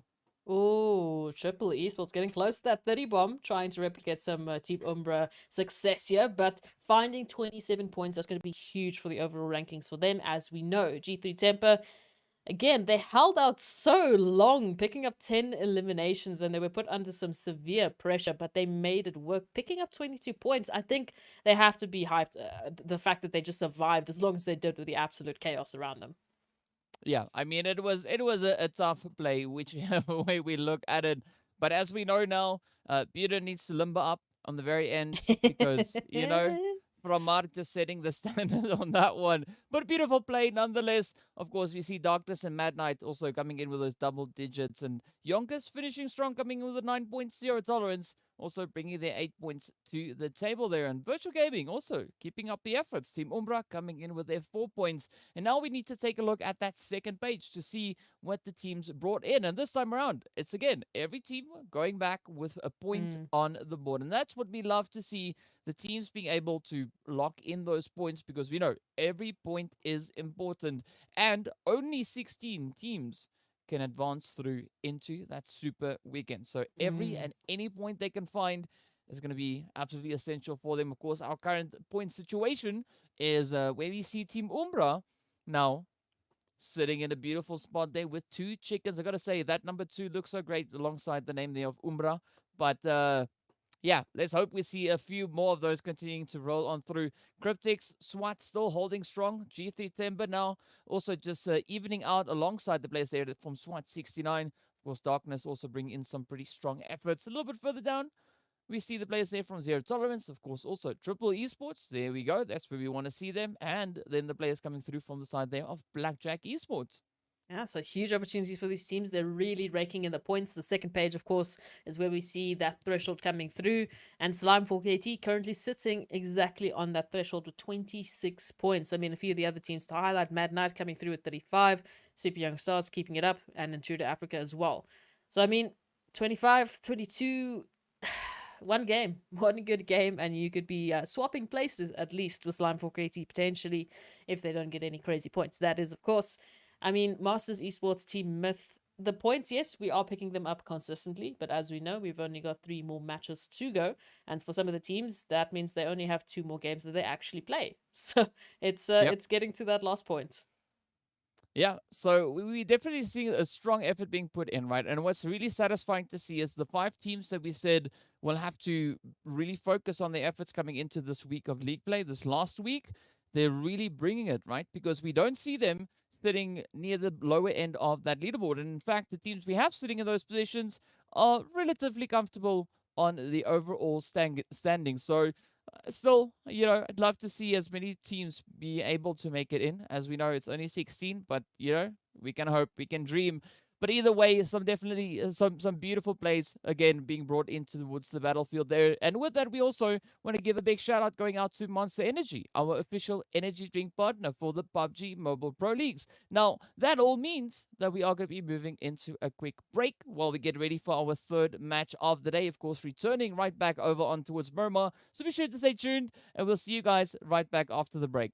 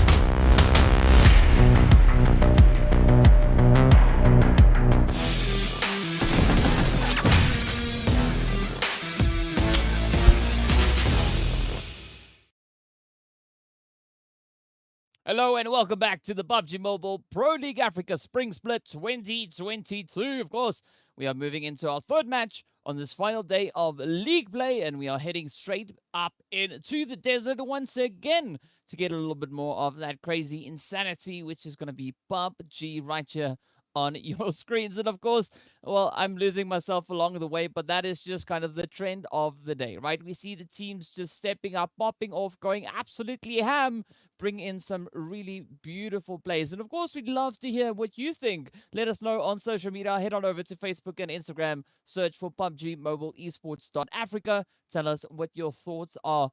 But, well, for now, we are getting ready to move into the ever dusty dunes, and we are going to be potentially hoping to see a few more of those interesting chickens making their way onto the screen. Yeah, I'm definitely keen for a new team to come through and pick up their first winner in a chicken dinner. I'm keen for an absolute complete, opposite case of what we've been expecting so far on Miramar. Bring the action. Let's be absolutely bombarded with and bewildered with the confusion on Miramar. It's the last day. We want it. We want the action.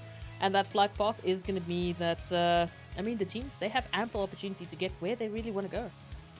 Oh, yes, and they want to go straight to that winner chicken dinner. Oh, yes. Will the zone allow that? Well, we don't know. We'll have to wait and see. But the flight path will definitely make things not too difficult, right? It's not going to be comfortable. It's not going to be easy, but it will be a little bit easier for a few of the teams as their preferred drop locations are well within reach.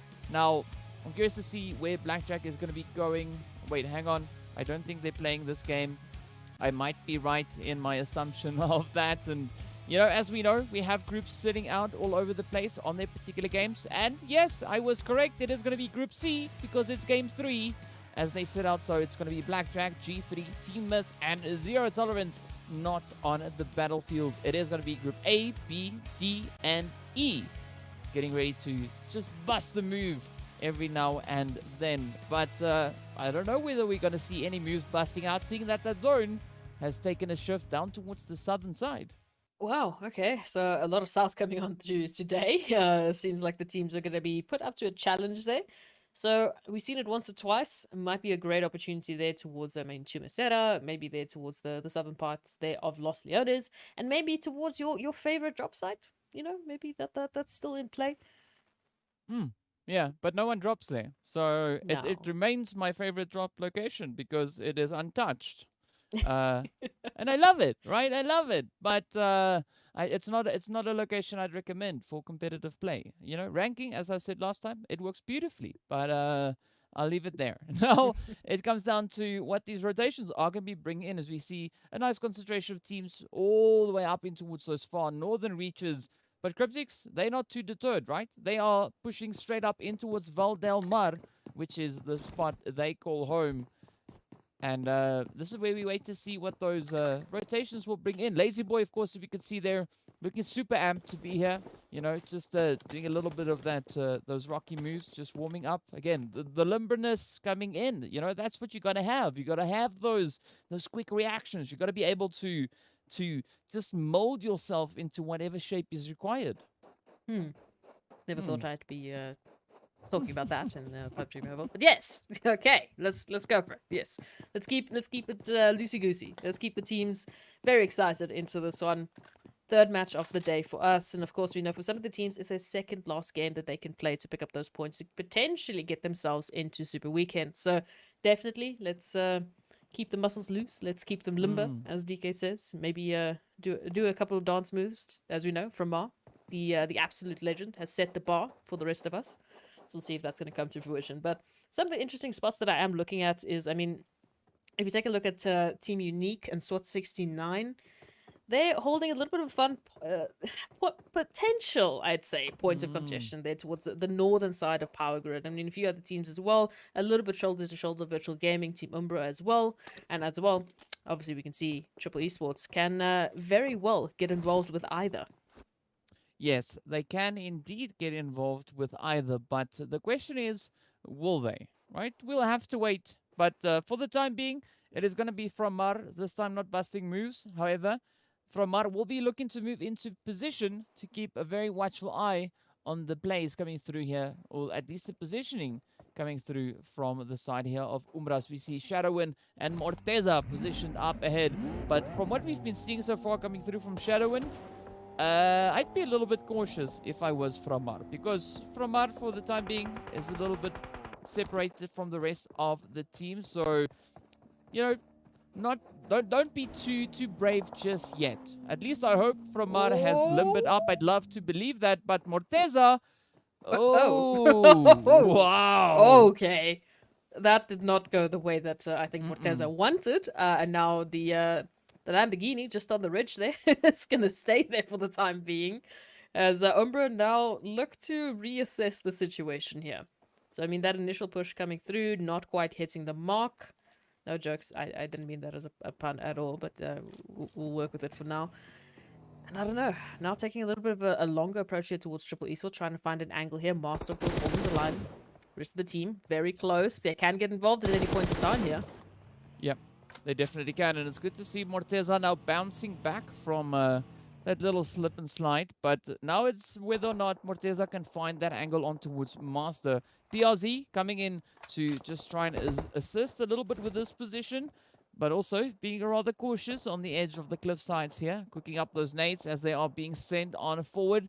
Master also now looking to send one out in retaliation. That first one does connect somewhat on towards Master, finds a little smidgen of damage, but now will PRZ be able to blaze on through the smoke grenades we can see just popping off ahead. AWM also keeping a very watchful eye, looking to not push up too much just yet. Still want to keep a slight element of surprise. But Umbra coming in with their numbers, just really looking to bring in that defensive line, or maybe the offensive line. We'll see PRZ now coming under fire as Master. Oh, also gets traded off, wasted, coming into some quick reactions there. We can see Framar off in the distance. AWAM now looking to move in. Thor keeping a little bit of an overwatch position. But Umbra, again, going to be looking to bounce back from this one as they want to continue to push on forward. Oh, absolutely. We want to get some of those confirmations coming on through. We want some of those elimination points. And for the time being, I mean, it's one apiece. It's pretty even. But of course, AWAM now trying to get involved here, trying to find the angle. Is going to find Morteza once again, doing some crazy things with the vehicle, but for the time being, escaping. And that's going to be key. Morteza now in an opportunity to take a flank around the back line of Triple Esports. But of course, they are aware, throwing a couple of warning shots, saying, hey, what are you doing? What's going on here? What's the angle that we're working with? Thor, of course, needing to get involved from Ma as well. Just going to be able to find Shadowin. So now, Team Umbra having to try and find an angle back into this. AWAM still just on the corner here. PRZ very close. Right around the ridge line. Going to cook up a little bit of a molly to try and force the angle here. AWAM, hopefully, is going to be safe. Absolutely. But now, of course, a little bit of a bait and switch. AWAM has most of the focus to work with here. Yeah, definitely does. And they're going to be careful because there's a lot of teams not too far away. But Umbra now laser focused onto the side of Triple. We can see Framar and Thor now trying to just play much of a position here as they can. Meanwhile, AWAM is traded off. Thor now trying to rotate up behind them. We can see a very split approach coming in from both Thor and his teammate, trying to cover either sides of that. Now, if Triple Esports utilizes these positions and they push in, they could definitely have quite a devastating effect on the players here from Umbra. But it's going to require quite a lot of focus and synergy and teamwork to pull off a move like that. Wasted, in the meanwhile, we'll just be keeping a very watchful position there. Not doing too much just yet, but just third-party peeking, at least for the time being. Yeah, I mean, look, at this point, Triple Esports, they've already lost 2 members. Taking this further, we don't want to lose from Ma. I mean, he still needs to show us some dance moves later on. So hopefully the rotation can come on through. That is going to be the key, because this disengagement might just have to be the only option here. Thor already trying to get out. PRZ now finding a little bit of damage thanks to Masters Esports, who pull on up and get involved. As we know, now the third party comes through. Now the chains fights, they start. And unfortunately, Umbra going to be the recipient of that. Ban doing a lot of damage, holding Wasted to a line. And that zone shift is going to come through to really force the issue potentially for a few of these teams. Yeah, but Cryptic, they're looking pretty dangerous down in towards the south. That is like a shark just lurking in the water. I can hear the music already starting to play, right? Oh, that's just my imagination. But either way, it is now up to the rest of the teams positioned up in towards those northern angles to try and get themselves into a little bit more of a favorable position because you know, this is all down to where they're going to be looking to position themselves up in towards Umbra, holding their ground. Things not really unfolding the way that they would have hoped. They were kind of potentially hoping to get that squad wipe with the players from the side there of Triple. But now it is down to Wasted to try and hold on to this final stand for the side of Umbra. And Masters also just going to come lurking up alongside them, looking to see if they could maybe lure anyone out, potentially looking to draw out a little bit of those engagements. Meanwhile, the rest of the team here from Masters Esports are just going to be using this time to ensure that their health bars are back into check once again. Oh, and Wasted now being surrounded. You were talking about sharks earlier. I feel like that's exactly the feeling that Wasted is dealing with right now. It's like swimming in a sea of master sharks, just looking along the ridgeline for that confirmation. And Sin right now just being a tease, just saying, hey, I know where you are. I know, but I'm not gonna do it, but I'm close. Oh, I hate that. Oh, that would make me so nervous. But that northwestern side of the zone right now, the teams, the sheer amount of teams trying to make their migration, make their pathway into the zone through that is absolutely insane. Of course, we can see Virtual Gaming, no surprise, finding Triple Esports. Now, unfortunately, our Dance Master goes out, and it's down to one remaining hopeful here for Triple Esports. Yeah, and of course we did see Framar now getting sent back into the lobby. The fault there was Framar did not limber up, right? It only helps if it only helps per map. You can't do it once and expect it to work across all of them, right? Yeah. That's what we saw happening right there. That's Absolutely. why Framar got traded off. But now if we look over on towards that more eastern side, it is where we see the players from Darkness and Unique, of course, now trying to kind of fight things out. But Darkness, they don't look to be too focused on this engagement. They are, however, looking to be prioritizing their rotations a little bit more, and I can't really fault them for that. You can see them now just looking to just stow themselves away, at least for the time being. Just trying to keep a little bit of peace and quiet on their side, because we see a very similar tactic being applied by the players coming through from the side there of Cryptics, all the way over on towards that far southwestern side of the goal. Yeah, and they've been left to their own devices, which is always very, very dangerous. Potentially finding themselves a fantastic setup point here. And as we can see, a few teams also doing the same thing. Lusail sitting and waiting for SWAT 69 to make the rotations in alongside YONKOUS and Masters Esports. Wasted, still hiding, hoping no one's going to find him for the time being. Hopefully that is the case. Super Young Stars also coming through from that western side. So plenty of opportunities for teams to get involved, as we can see, as they try and set themselves up within these compounds and wait for the chaos to ensue. Again, plenty of space still to work with, right? I mean, yes, we have quite a number of teams. We still have 15, but it does mean that a few of these teams have some time to just sit and wait for those placements. Maybe they can survive long enough to get some really good points. Yeah, it is going to be quite challenging, though, because we know the zone is about to pop up once again. It takes a hard shift all the way up on towards the northern side. And this is where the positioning for Virtual Gaming, as well as the players there from Mad Knight and, of course, 1 million, is going to be absolutely essential if they are looking to have a successful run on this zone. Because we can see a lot of teams now starting to converge on towards the zone, and this is where they just need to look to try and essentially leverage those positions. But we have the players there from SWAT 69 as well as Lusail up in towards the northern side, and I'm interested to see what's going to happen between the two of them. Yeah, look, I mean, the opportunity here for them to come through is, yes, they can start a little bit of an engagement, as we can see El Chapo just holding that line, just sneaky peeking, you know, around the corner, seeing what we can work with here. Boyka is within that crosshair, so might need to be a little bit careful, but they're holding a 3-1 split, so if El Chapo gets involved here, the potential there for backup is going to be limited. Wasted now, unfortunately, being rushed through, and then N7 comes on through. Is going to get knocked, though. So a potential, yes, elimination here for Team Umbra. Havlik now prepping a little bit of a nade to come through. Wasted on a sliver of HP. I don't see how they survive this. But, nope, Raf is ready for it, unfortunately. But at least an elimination was picked up. So going down in 15th place, at least there's going to be 1 point. I'm not sure about the rest, but at least there's something. Yeah, I mean, that was a good call being made there for the side of Umbra, but unfortunately we did see a nice aware play coming through as YONKOUS just applied the pressure on towards them. But now as we turn over towards the players here from Cryptics, we can see also now the Super Young Stars looking to hold up that defensive line. But Marshall quickly lays it down on towards the Ashen as they not to get traded off. It is down to Charla, Cronboy, and Joker. Up comes the heads as Charla's trying to quickly relocate and regroup back into the rest of the team. A quick retaliation coming in as well. You can see Lazy Boy also now just about to get raised on up as Marshall is tending to the wounded. Meanwhile, El Chapo is trying to smoke up that vehicle. Joker with a quick reposition. Ooh, I'm interested to see what is going to come in here. Because we know, like Cryptics on the high ground position, they have great reach with regards to how far they can see. But now this is where Super Young Stars need to play that position as carefully as they can. I was just watching that burning vehicle, and unfortunately Joker felt a little bit the brunt of the action thanks to virtual gaming. Now some vehicle explosions, DK. We love them. We do love them.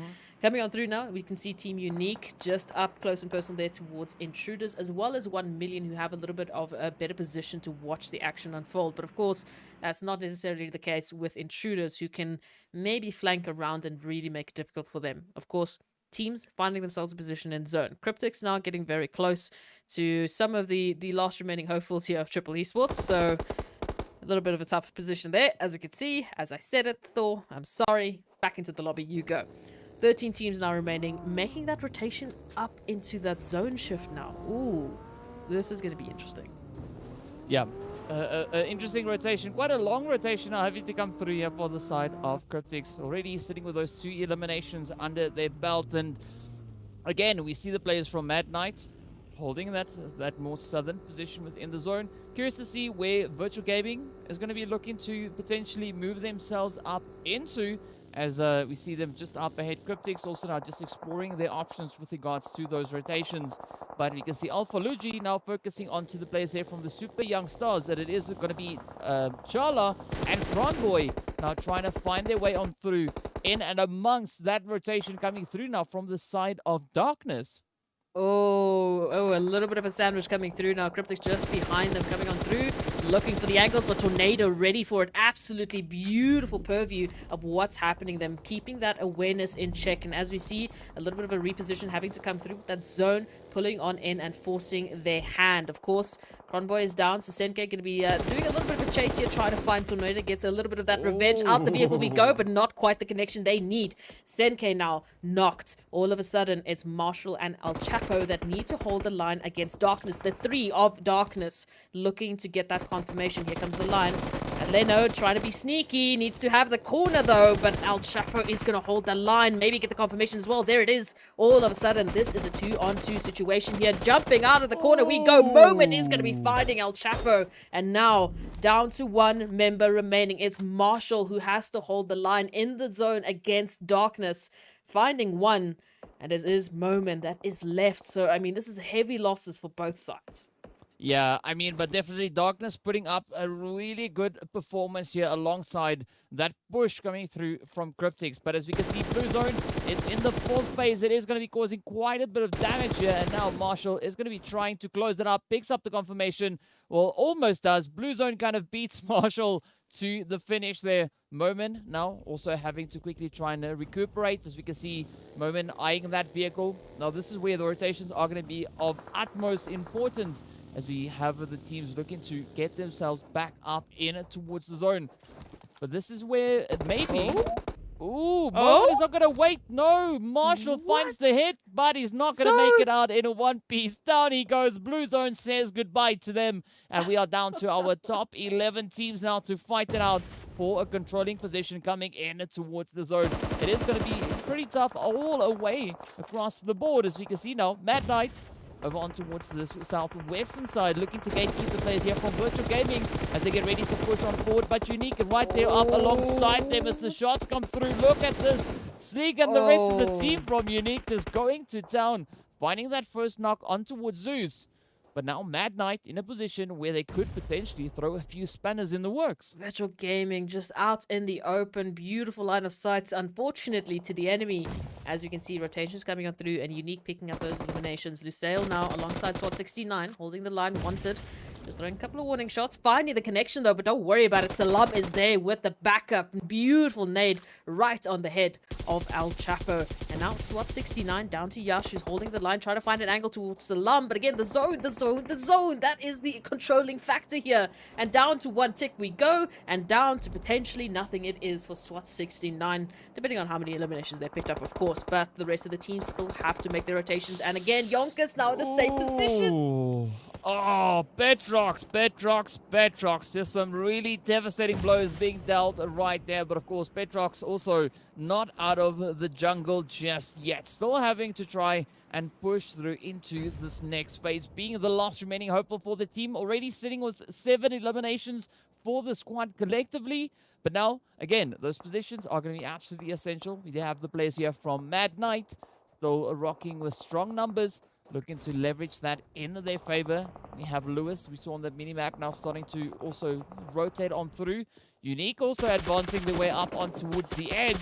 But Mad Knight focusing their efforts all the way across towards Lusail, who are on the edge of that blue zone. Of course, blue zone now starting to move on forward. They will have to rotate on through. But where will they go? A lot of teams super eager and super hungry to welcome them up into that zone. Absolutely. Sign for KT. They also need to finish up their rotation, but Team Unique back on the chopping block they go as they look to find a potential little bit of success here towards Mad Knight. But of course, they are still pretty split up. We've got Exist right on the front line being a little bit of the bait as the rest of the team tries to make that flank.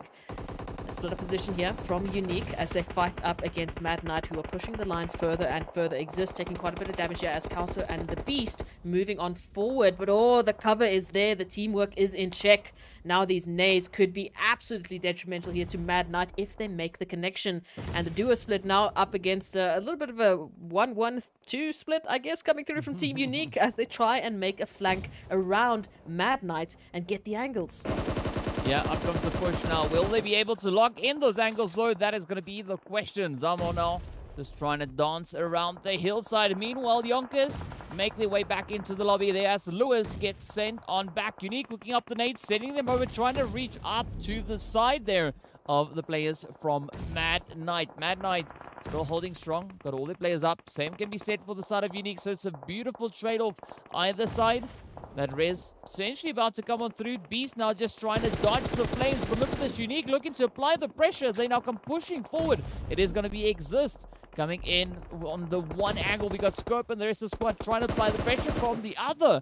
Zamo, with a slight bit of angle approach here. Lusail getting traded off the shots coming in. Scope coming under fire as we have the players there from 1 million. And of course, the Intruders sitting right up behind them. So the third-party play is not stopping anytime soon. But this is what makes it so essential for good positioning within these zones. As we can see, that next shift taking a beautiful yeet in towards the more northern regions. Oh, Intruder at any point in time can get involved here. And as we can see, Agent 47 trying to be the hitman here for Mad Knight, trying to find the angle as they find themselves in that 3v4 situation. Unique still holding the line, but not as healthy as they would want. The health bar's in the red, looking to hold it. Kato just towards the side. Agent 47 pushing on in, up on this ridge line. At any point in time, it's going to be that leap over the threshold that is going to be how they're going to hold this line. Unique. Beautiful spray coming through. Kato goes down. Agent still in this, trying to find the angle. But where are the rest of the team? Winky actually holding the back line and now getting knocked. So this is an opportunity for Mad Knight. They just need to push on forward. But cautiously they go as Exist has a huge spray looking for Agent 47. And it is going to be Mad Knight sent back to the lobby as Unique make a team elimination happen of a lifetime. But Intruders, hey, chain fighting, third parties, let's go. Yeah, chain fighting galore. Here we are, of course. Unique now looking to push into Intruder as well. Up comes a beautiful hit on towards Hemo. Scope now going to be trying to close it out. We have Raouf and Omar now just holding up the front line here. It is down to Omar. Oh! Down goes Scope. Off they go. Unique getting sent away, but up comes that big bad blue zone. Omar does not make it out just yet with that confirmation on towards Virtual Gaming as Petrox gets traded off. You can see Zeus for the side there of Slime, 4KT, just holding on the outskirts of zone, yet to rotate on through the blue zone, applying the pressure. Intruder holding strong down to Raouf. But will Raouf be able to make enough of an impact going up against the full squad of 1 million? Not only do they have strong numbers, but they also have a dominating position up on the high ground. And now it is going to come down to where this final zone is potentially going to be shifting up towards. Yeah, I mean, Masters, the next team that's got the better position and in terms of the better numbers, yes, but 1 million, they've just got such perfect purview of whatever any team tries to do. So if that zone shifts up towards them, it might be done and dusted. We'll have to wait and see. Still plenty of teams involved. Intruders down to 1, 4KT down to 1, as we can see. And they are split up right on the edge of zone, trying to hide, trying to stay alive. But, hey, Masters Esports now have an opportunity here to just snake on in and maybe take it as they find Zeus.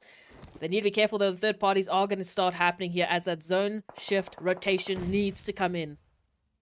Oh, now it is down to that rush in its zone. That repositioning is going to be absolutely essential. Raouf trying to tap away, trying to play that position. 1 million still having good numbers, but not locked in with those positions within the zone. Knight now going to be looking to move up. We've got Eflex holding that watchful position. Nice overwatch. Good angle. Good amount of information can be gathered from there. But now Ilias getting traded off. It is down to Ban and Sin to hold up that front line for Masters. Oh, down goes Ban as well. Sin also now getting picked on up as Knight comes through with a beautiful position there. Absolutely dominating play. But now 1 million are going to be rushing forward, looking to pick up Raouf. Raouf being the final player standing between them and that winner chicken dinner. Ooh, there we go. First hit comes in, almost gets the knock. All right, there we go. Trade-off being locked up. Up comes Knight now looking to move in, but up comes Black last to land the final blow. No, that was Raouf. Well done, well played though. Beautiful finish as we see the players there from 1 million picking up yet another fantastic performance. Wow, wow, wow. So, I mean, we were waiting for a little bit of confusion to come through, maybe a little bit of chaos to happen, and 1 million capitalizing on that and having fantastic position. And even with that zone shift, because of that advantage with the numbers, because they managed to actually pick up Masters Esports, their biggest rival in that final zone, they pretty much set themselves up there for that 4v1, which, I mean, Raouf finding two kills, not bad, not bad at all. They're picking up some points at least. I think it's really great to see these teams sort of shifting and changing their perspective there towards Miramar, you know, really maybe seeing those focuses on towards, you know, rotations, making heavier investments so that they can actually get those points. Yeah, I got to say, a really good investment being put forth there by the players from 1 million, as we saw. They just managed their zone positioning so well, and they were able to kind of prioritize their positioning over getting too aggressive unnecessarily, and it paid off beautifully for them, making their way up in towards that final zone, then being presented with the opportunity to just go to town and, you know, send Raouf back to lock in and secure that winner chicken dinner. So good play coming through from 1 million of that, of course, being their first winner chicken dinner in this week of league play. So, you know, it's good to have that come in board, and we'd love to see even more. We know over in Super Weekend, they've already been able to secure 3.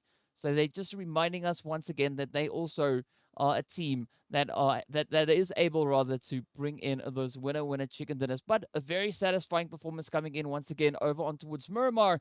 And now we're getting close to that point where we are getting ready to move into our final map of each here for today. And that, of course, would also mean it's going to be the final maps for this week of league play. But before we get too far in towards that, we also have a few highlights coming up just to remind the viewers of a few of the amazing plays we saw coming in on the battlefield once again.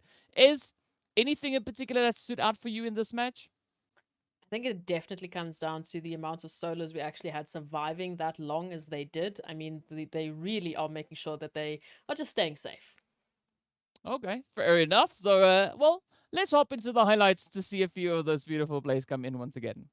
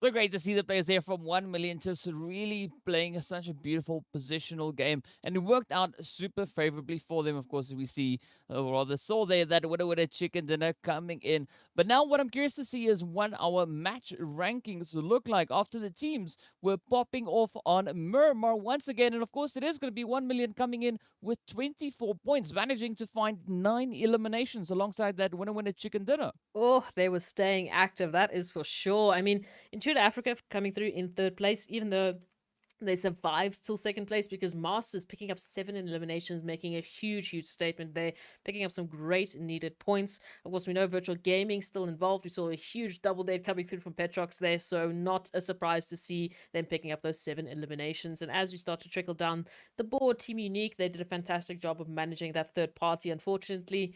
But they did get taken out at the end due to the third parties. So close, but no cigar. Coming through, Mad Knight picking up 3 points. And I mean, that's 8th position. So when you go to the second page, it's no surprise to see we start seeing those 3s and 2s and 1s. Unfortunately, Triple Esports the only team to not be able to pick up points into this insane Miramar. But I mean, they had a huge game previously. So for the time being, maybe they're okay on the overall rankings. Maybe.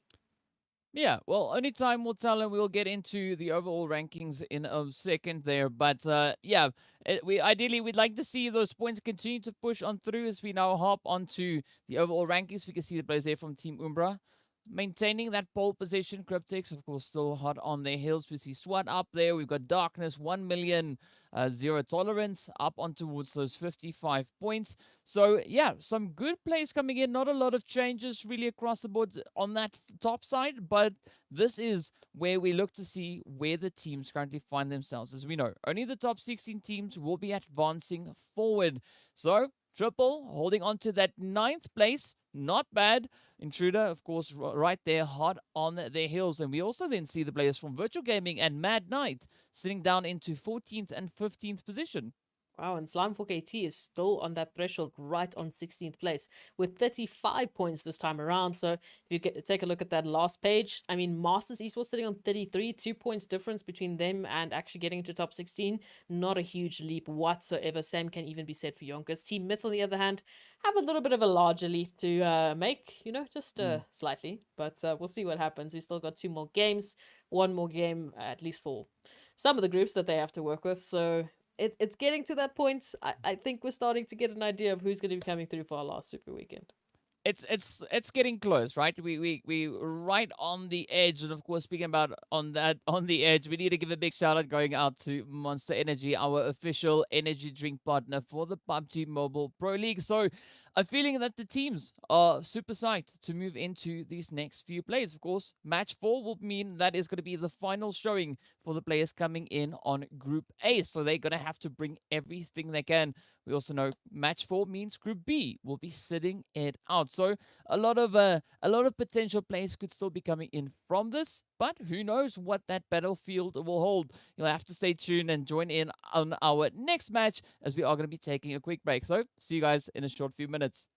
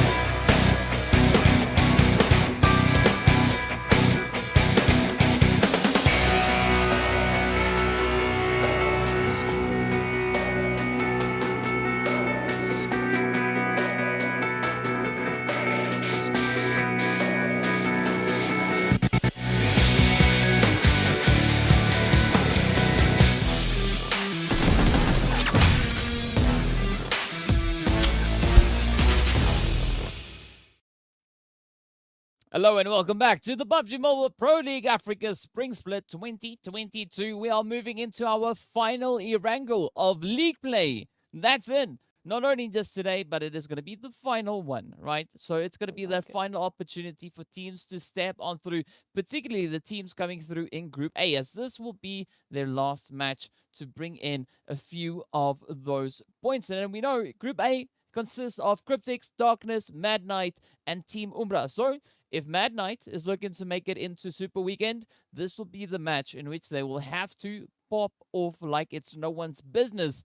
So maybe we could see a very exciting performance coming through there from them. But of course, well, only time will tell as we now get ready to make our way into our final Erangel. The plane has started, has taken off, and it is time to move into the action. Of course, I want to give a big shout out going out there to Monster Energy, our official energy drink partner. And we'd love to hear what your guys' thoughts are. Let us know on social media. Head on over to Facebook and Instagram. You can search for PUBG Mobile Esports Africa and tell us who you think will be those teams making it through into this final Super Weekend. Of course, looking at the flight path as it is starting up north, heading down south. And yeah, G3 definitely going to be having to go for one of those alternate drop locations, as they won't have easy access straight into farm. Yeah, look, it's going to be definitely quite a bit interesting to see these teams pulling out those alternate drop sites, as we know. Maybe even a little bit of contention for those alternate drop sites, because there are some overlaps, as we've seen time and time again. I mean, no surprise. Actually, interesting surprise. Virtual Gaming, they're up towards Saverni. They've done it once or twice. This time around, maybe it is the opportune moment. So, taking a look at it, of course, I mean, Slime for PT in their normal positions, Zero Tolerance relatively normal, YONKOUS relatively normal, Cryptics looking relatively normal. That zone, for once, looking relatively normal. I mean, plenty of opportunities for the teams really to get into the zone. Not horrible rotations that they really have to deal with. Maybe the team of Masters will have a longer rotation, and Mad Knight as well, all the way towards Promosk. So yeah, it's looking fairly, I guess, opportune for these teams, as well as 1 million in Myth right now. Yeah, and they could kick us off to a little bit of a interesting start here. So we can see Eflex now cooking up the nade, looking to send it over to Broly. Ooh, playing a little bit of tag, I guess it is, as we can see Eflex now just quickly now looking to reposition. And I mean, Myth trying to find those angles in towards 1 million. But 1 million coming in with a very spread out approach. As we can see Broly on the front line, not really budging too much. And it does seem like Momin, Ramsey, and Farok are looking to find a way to potentially turn up the aggression on towards 1 million. Yeah, look, I mean, a great start for either team if they can make it happen. Team Myth, of course, we know they need quite a bit of a leap if they want to get themselves some points there on towards that top 16. I mean, sitting on 9 right now, they need a huge game to come through and maybe steal a slot in the next Super Weekend. 1 million, of course, they're quite comfortable. I mean, they're in 6th place right now. They don't have to stress so much. But maybe they're looking to give themselves as much of a buffer as possible, or maybe prove a point. We'll see. But right now, I mean, Myth taking a bit of a rotation here, trying to find an angle into the action. Of course, we know 1 million, they've just gone silent. It's all just down to Myth trying to find an angle into this one. They're the ones that have to push up. They're the ones that need the points. So the pressure's on them to make their move. Yeah, and again, it's not well, it is rather weird seeing Myth sitting all the way up in towards the 19th position, right? Yeah. Because if we look at the at Super Weekend standings, he's sitting up in 2nd place with the most chicken dinners under their belt out of all the teams, right? So is Myth just here to unwind a little bit? We don't know. Are they having an off day? Again, we don't know. But hopefully things will work out for them and they will get whatever it is that they are looking to get in today's games. Be it just participating, fantastic.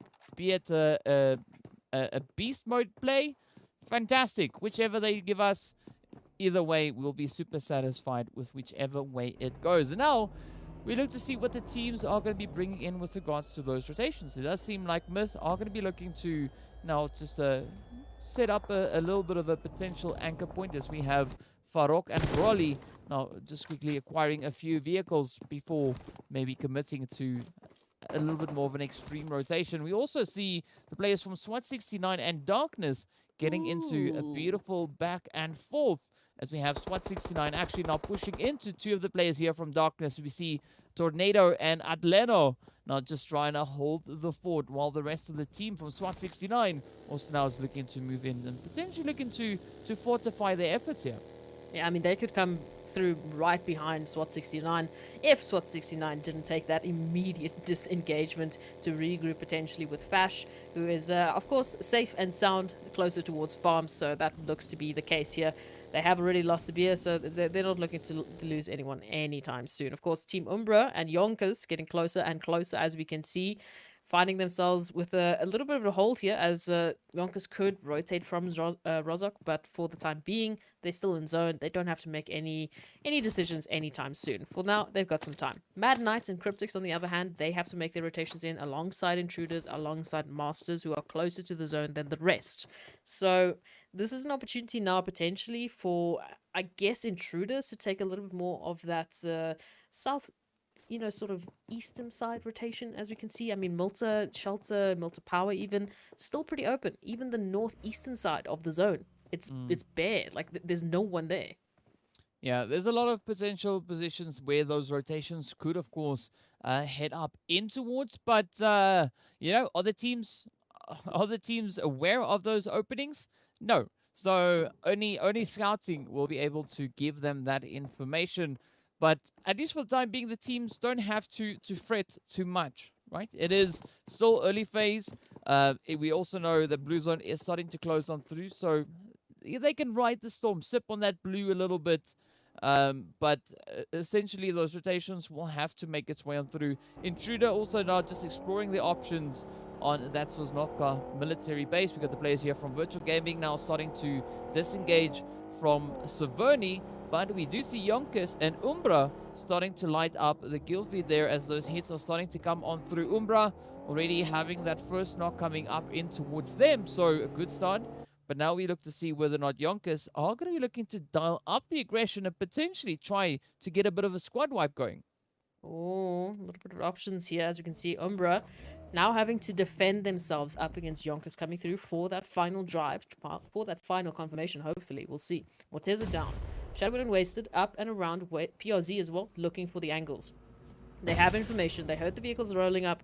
They're trying to get those connections. Havlik in the neighboring building, just staying quiet for the time being and waiting for that opportunity to push on through, and a potential great flank from them as well. As you can see, YONKOUS slowly but surely surrounding Umbra and looking for the angles. That res is going to be popped off, but PRZ with a great flanking position could be the determinant here. Coming on through, they could jump into the action at any moment's notice, and YONKOUS might not know about it. But this is also going to be a very important engagement for YONKOUS, because YONKOUS currently sitting on 25 points. They are 10 points away from potentially making it up in towards top 16. Umbra having a very controlling position here because they are sitting at the top of the leaderboard. So they are in no need of points here, but they can prevent YONKOUS from acquiring any of those additional points. We can see Shadowwind now getting traded off, so that will be the first point on the board for the side of YONKOUS. Wasted now trying to come in with a bit of a spray down. Oh, Raf trying to hold up that line. Out comes Utilities once again, looking to put a bit of a stop to those potential advances. Wasted now, trying to play those angles. Morteza keeping a watchful eye just on the side of the wall, as we can see, towards that southern side of school. But Wasted still holding up in the building. YONKOUS having a full squad. They have the numbers, but will they be able to leverage that now against Umbra? That is the question here. Ooh, a couple of nades being thrown through the corridors as Wasted. A little bit down towards that HP line, but PRZ, of course, joining the action. Havlik on the roof with the potential here. Just looking for the feet of Wasted. Just peek on through, why don't you? Time, though, is going to be of the essence. As you can see, that zone shifting on through means the teams are going to be rotating on into some potential central zone action, which is where we find YONKOUS and Team Umbra here.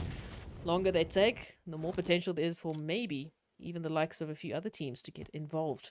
Now, I mean, information is key at this point, right? The teams, both of them, looking for the angles here, looking for the players.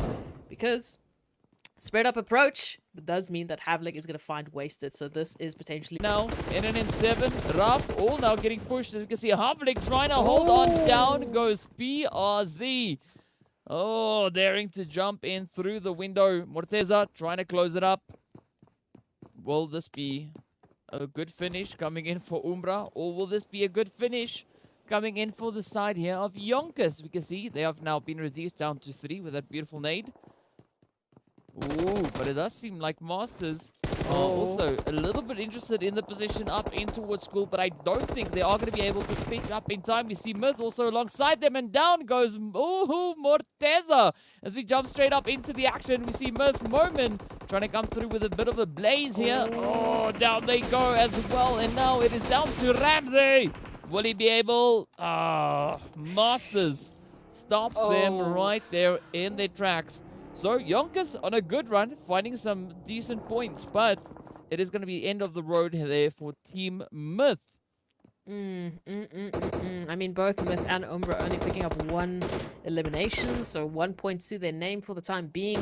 Now, Masters trying to reset, of course, and YONKOUS looking to get involved. Chain fighting, here we go, let's take it. That zone, of course, has centered around school, so right now they hold a pretty central position. They have an opportunity here to take that, of course, a little bit further, or just take a bit of an easier rotation. We see Intruders now rolling up right behind Darkness. So that's a potential little bit of an interesting point of view. Cryptics there towards that northwestern side, relatively unscathed and alone for the time being. They're keeping to the edge, and they're just waiting for the teams ahead of them to make their decisions. There's a few more teams up towards the central side, but for the time being, pretty quiet. I mean, 13 teams left now. Not a lot of potential contentions other than Darkness and Intruders. The teams are just making the rotations and hoping to prioritize some great positioning. Yeah, definitely looking to prioritize that. And there's so many options for where these teams could be looking to rotate in towards. It's going to come down to which decisions they decide to make. And of course, looking a little bit on towards that more southern side of the current zone, you see the players here from SWAT 69 and of course Intruder with the addition of Darkness holding up right there alongside them. But now, zone getting ready to pop up once again. The teams will have to now start moving over on towards that eastern side as Slime, Blackjack, Darkness, Intruder, SWAT 69 already find themselves well within that zone. Same can be said coming through for the players there from G3 Temper. But now we see Virtual Gaming starting to rotate on in. Cryptics also on the move.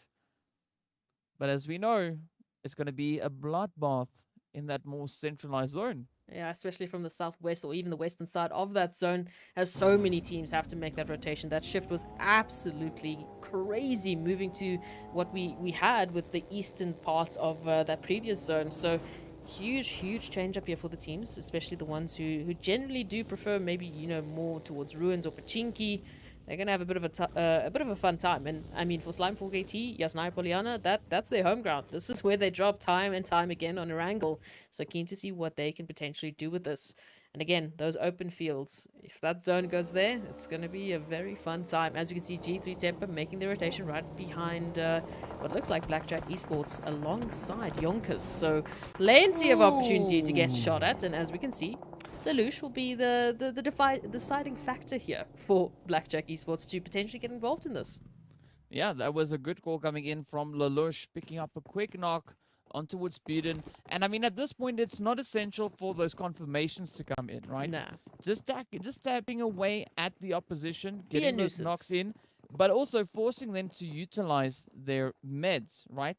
Because eventually you're going to get that knock in and they won't have many meds left. So they're going to, you know, slowly succumb to the damage. So that in and of itself is also a potential strategy. But now, Blackjack just trying to play the position over on towards this western side. But this is where they need to still, you know, be relatively cautious because we've got Virtual Gaming just north of them. And of course, the players from YONKOUS sitting over on towards that western side.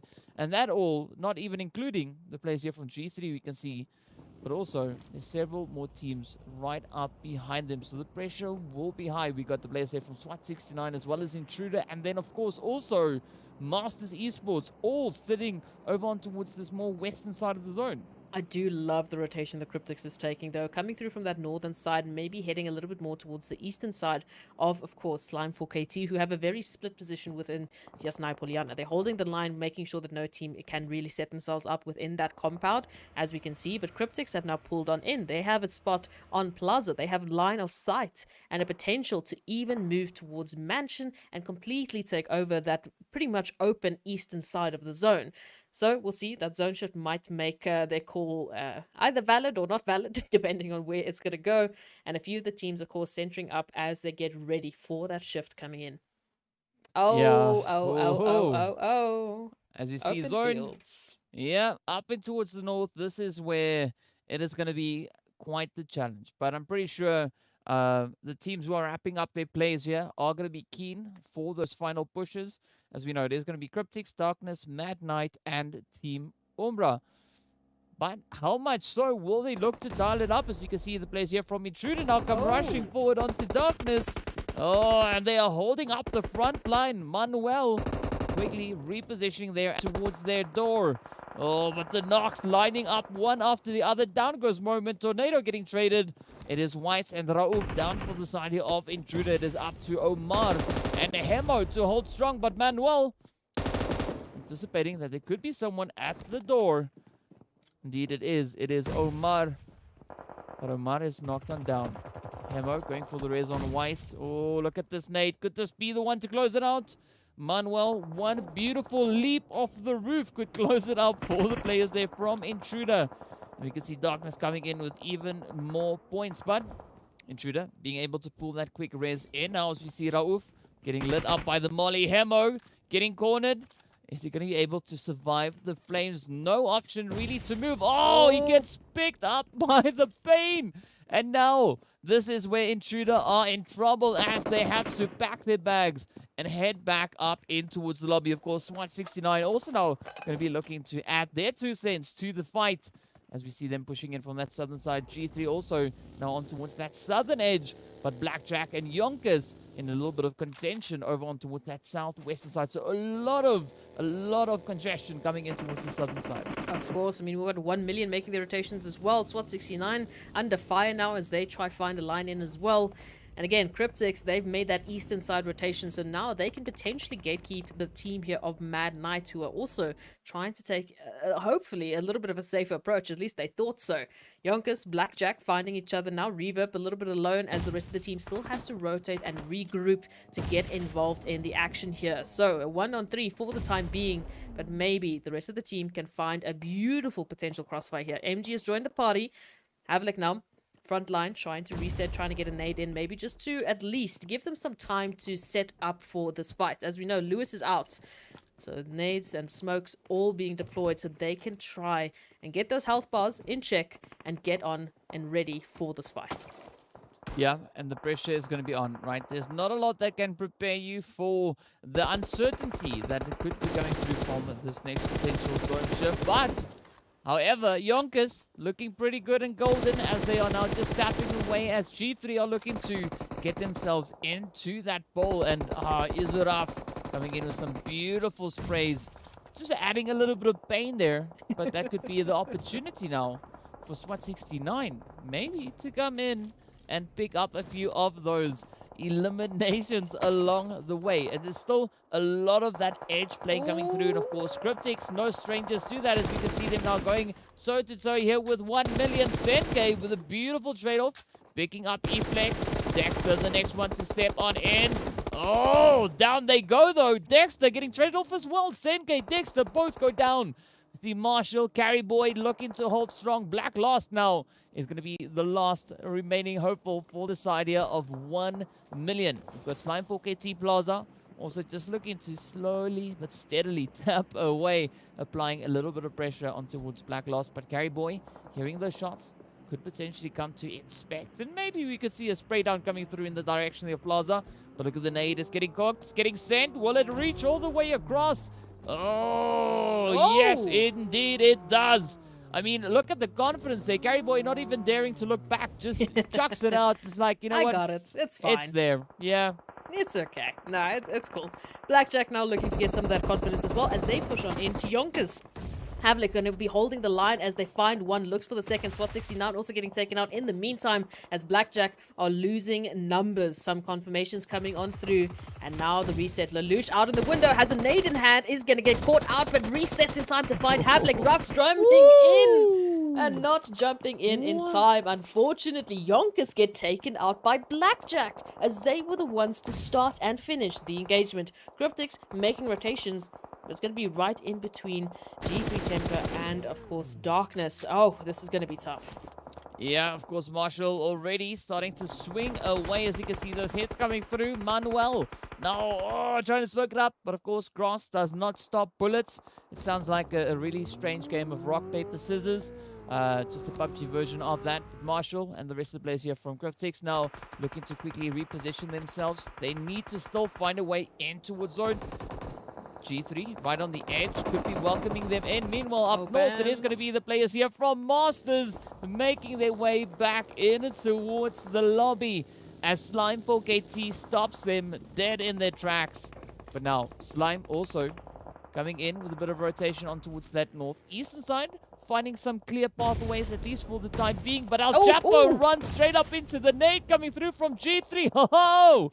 Off it goes Senke, now getting picked up as well as Manuel sends in a beautiful and lending a beautiful hand onto the side here of G3. It is going to be the players from Darkness, Cryptics, and G3 fighting for the running position over on towards the southeastern side. Six picks up the trade-off on towards Senke. Gary Boy now going to be the last hopeful here for Cryptics. Oh, up comes the rush, and they close it off as Nacho stops it right there for Cryptics.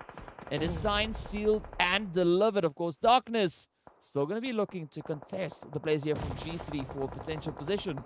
Look, G3, they were wanting to bring up their performance here coming through into this last week, and they want to get into Super Weekend, and they want to take it that much higher. Manuel now trying to make a line through to G3 Temper is going to unfortunately be on the receiving end of a fantastic crossfire from G3 Temper as they confirm Darkness back in the lobby. Though, now we have to look at it. There's a bit of a recovery that has to come through as two of the players of G3 are going to be down and out for the count. Waden and, of course, the rest of the team having to reset. Flacco also trying to go for those res while we wait for the rest of the teams to make rotations. It's only Waden that's actually in the zone alongside Blackjack Esports. We're holding the line and waiting for these teams like Virtual Gaming and Zero Tolerance to make their rotations in. Oh, and this is going to be a very tough rotation coming through for Zero Tolerance and Virtual Gaming. Slime 4KT having it a little bit easier, but still not smooth sailing, as we can see them now coming under fire as Zeus is going to try and just pick off a few long-range spray downs. Plaza taking head after head. Up comes the other Zeus for a little bit of a saving grace there. But Plaza does get picked up with that molly. And down they go as the nade comes in to close it off. That will be the end of the road. Slime 4KT now looking to just come blazing on through here as we see Zeus looking to roll on in. Flacco up ahead. But Zeus fixated on the smoke. Pronto trying to rush in with a quick vehicle play.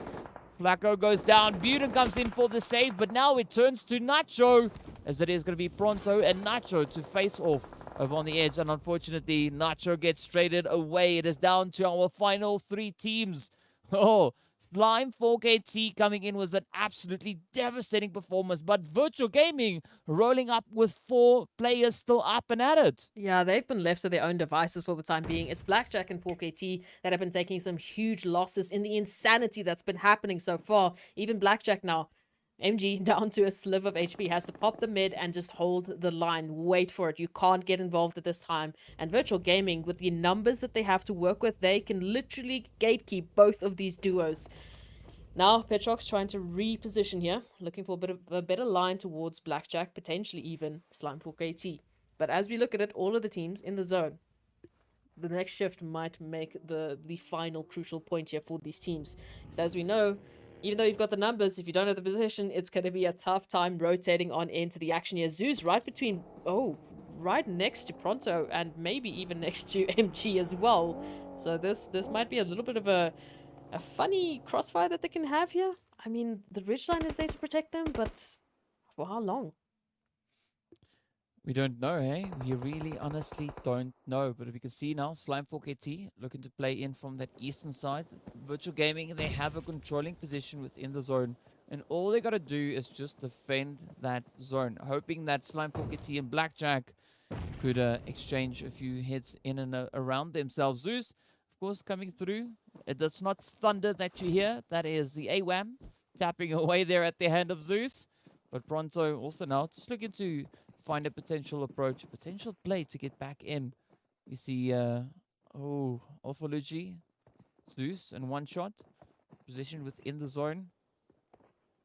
Now we still have Metrox over on towards that outlying region. But now look at this, Lelouch up on the roof, trying to play a little bit of high ground. But that blue zone is going to force the rotation now to come on in. But Virtual Gaming lying in wait, anticipating a potential push coming through there from the side of Blackjack. MG is quickly leaping in towards the edge. Almost in. But Slime 4KT also going to be looking to defend their own region. But this could be in the bag for Virtual Gaming if they just focus on prioritizing these engagements as they come through. Yeah, look, it's going to come down to who's going to make that first move, who's going to look for that aggression, who's going to look for those eliminations. That's going to be about it. Timing is all that these teams really have as they snake on through the grass. MG looking for a bit of an angle here to get involved either with Virtual Gaming or Slime 4KT, who are currently, unfortunately, receiving the brunt of the damage that Petrox and the rest of Virtual Gaming are throwing at them. Literally, the nades are popping on and off, and we can see a few being sent the way of Blackjack. So it's going to come down to timing. It's going to come down to who's going to jump on into the action first. Well, anyone can jump into the action, but it definitely looks like Virtual Gaming is trying to ride this one out as long as they possibly can. And of course, Slime and Blackjack, both teams just holding their position, right? They don't want to be the next team to fall. They don't want to get sent out in that third play. But Slime, they have to step it up, right? This is why they're playing like this, because they want to try and secure their position coming into Super Weekend. That's why they're fighting to finish strong. And Blackjack now coming under fire could mean that opportunity could be opening up for Slime. Down goes MG. Oh, this could be the one for the books, as it is now going to be Slime coming in with a 9 eliminations alongside the full squad from Virtual Gaming. Petrox about to receive a nice little package there. It's not a care package, but it is a package indeed. Now, Pronto trying to come in with a little bit of spray down here. Zeus also just trying to play those angles. Petrox trying to line it up. But Zeus just using that vehicle. Some good coverage being applied there. The zone now moving into right in between these teams. Zeus still very cautious. Comes in. Pronto with a quick hit onto its Alpha Luigi. There we go. Will this be the turning point? Slime fighting for their slot in the Super Weekend. Virtual Gaming doing exactly the same. But who will be the one to lock in at that position? I honestly don't know, but up comes the Petrox. Picks up Zeus. Come on. Oh, Pronto up ahead and down he goes. Beautiful players. Petrox picks up that final play to close it up and take that winner chicken dinner for Virtual Gaming. Absolutely fantastic finish, but I'm also pretty sure Slime will not be disappointed with their finish. But absolutely fantastic play. Virtual Gaming, of course, picking up their first winner chicken dinner right here in this week of League Play. Look, I love it. I love that we're seeing so many different teams really picking up those winner chicken dinners, that we're seeing them picking up those points. That's huge. I mean, it means that the teams, once again, they're prioritizing differently. It means that you can see we're getting to that final line. As we know, this is the last week of League Play. This is the second last map of League Play done and dusted. We only have one more Miramar left. And for some of the groups, well, one of the groups at least, they've played their last game. So if they didn't pick up the points here, well, you're going to have to hope that it's going to be enough to get yourself into the next Super Weekend. As we know, for some of the teams, it's a little bit more dire of a situation than the rest. Well, most of the rest have set themselves up absolutely beautifully. It's been huge on Super Weekend points. So League Play coming on through, giving us a little bit of that taste of the chaotic action we've come to expect from these teams. And, I mean, beautiful performance once again for Virtual Gaming. Great position, great numbers, and they made it work. Yeah, but also now this is going to be that difficult one for the players coming through from the side there of Mad Knight, right? We know that they've been trying so hard up in this week of League Play to try and secure their first feature play coming into the final Super Weekend. But only time will tell whether or not they've been able to do enough coming into this final match to secure enough points to ensure that they have been able to get that slot locked in. Because we know Slime was sitting 3 points behind them, but they came in with an absolutely blazing performance. The same can, of course, be said for the players from Virtual Gaming, who was just sitting 3 points ahead of them. So Mad Knight getting caught in between Virtual Gaming and Slime 4KT, at least coming into this past match. We don't know what the overall results are just yet, but of course, we do have a few of those highlights that are going to be making their way on through. Just to remind the viewers of a few of these beautiful plays and some really challenging plays we also had coming on in.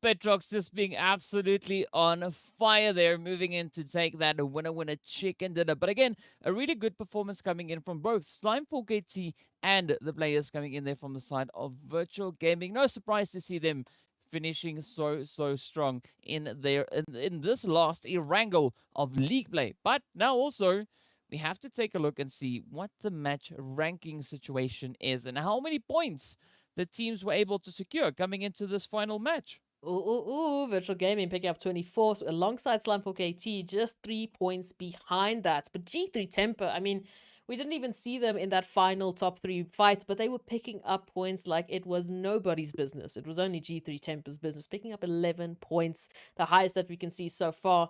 Blackjack, of course, not far behind. Not the craziest amount of elimination points, but they made it into that top 3 placement. So prioritizing those rotations. As we know, points are important. How you get them, that's up to you. Let's take a look here, of course, at the second page. As we know, going down from 6 all the way to 5, 1 point difference. It doesn't really make much of a difference. But speaking of 1 point, that's Mad Knight. Unfortunately, only picking up 1. Well, of course, we'll have to take a look at overall rankings to see what the situation is. We know it was the end of play coming in for the players of Umbra. As we can see, Cryptics and Darkness also finishing quite well, sitting up in those top 4 slots. Of course, G3 Temper right there up alongside them, currently sitting on 84. SWAT 69 coming in with a very satisfying 67 points, but they still have 1 more to go. The same can, of course, be said for the players there from Virtual Gaming. We had coming in with a beautiful chicken dinner as well. And of course, it is on to the second page. We can see Blackjack, Slime, Team Unique, and Mad Knight just on the edge. Just on the edge. But of course, there's still 1 more match to go. You say that, but let's take a look at that last page. 39 points. Up and 2, 38 points. And again, every single team on this page has 1 more game to go. So, look, I'm not going to say anything, but let the numbers speak for themselves. We will see at the end of our last game to see who's going to be going through to the last Super Weekend. It's going to be tough. It's going to be hairy. It is going to be crazy. And of course, it is going to be down to that final match. But of course, we want to give a big shout out going out to Oppo. So with upgrade performance and upgraded fun, celebrate your winning spirit with a brand new Oppo Reno 6 series. the designated smartphones for PUBG Mobile Middle East and Africa Esports in 2022. Now on that, we are going to be moving into our final break here while we get our final match of the final day of the final week of league play. Well, that was a lot of finals, but yes, that is where we are. Getting all of that ready, looking to see what the teams will bring. So be sure to stay tuned and we'll see you all right back after the break.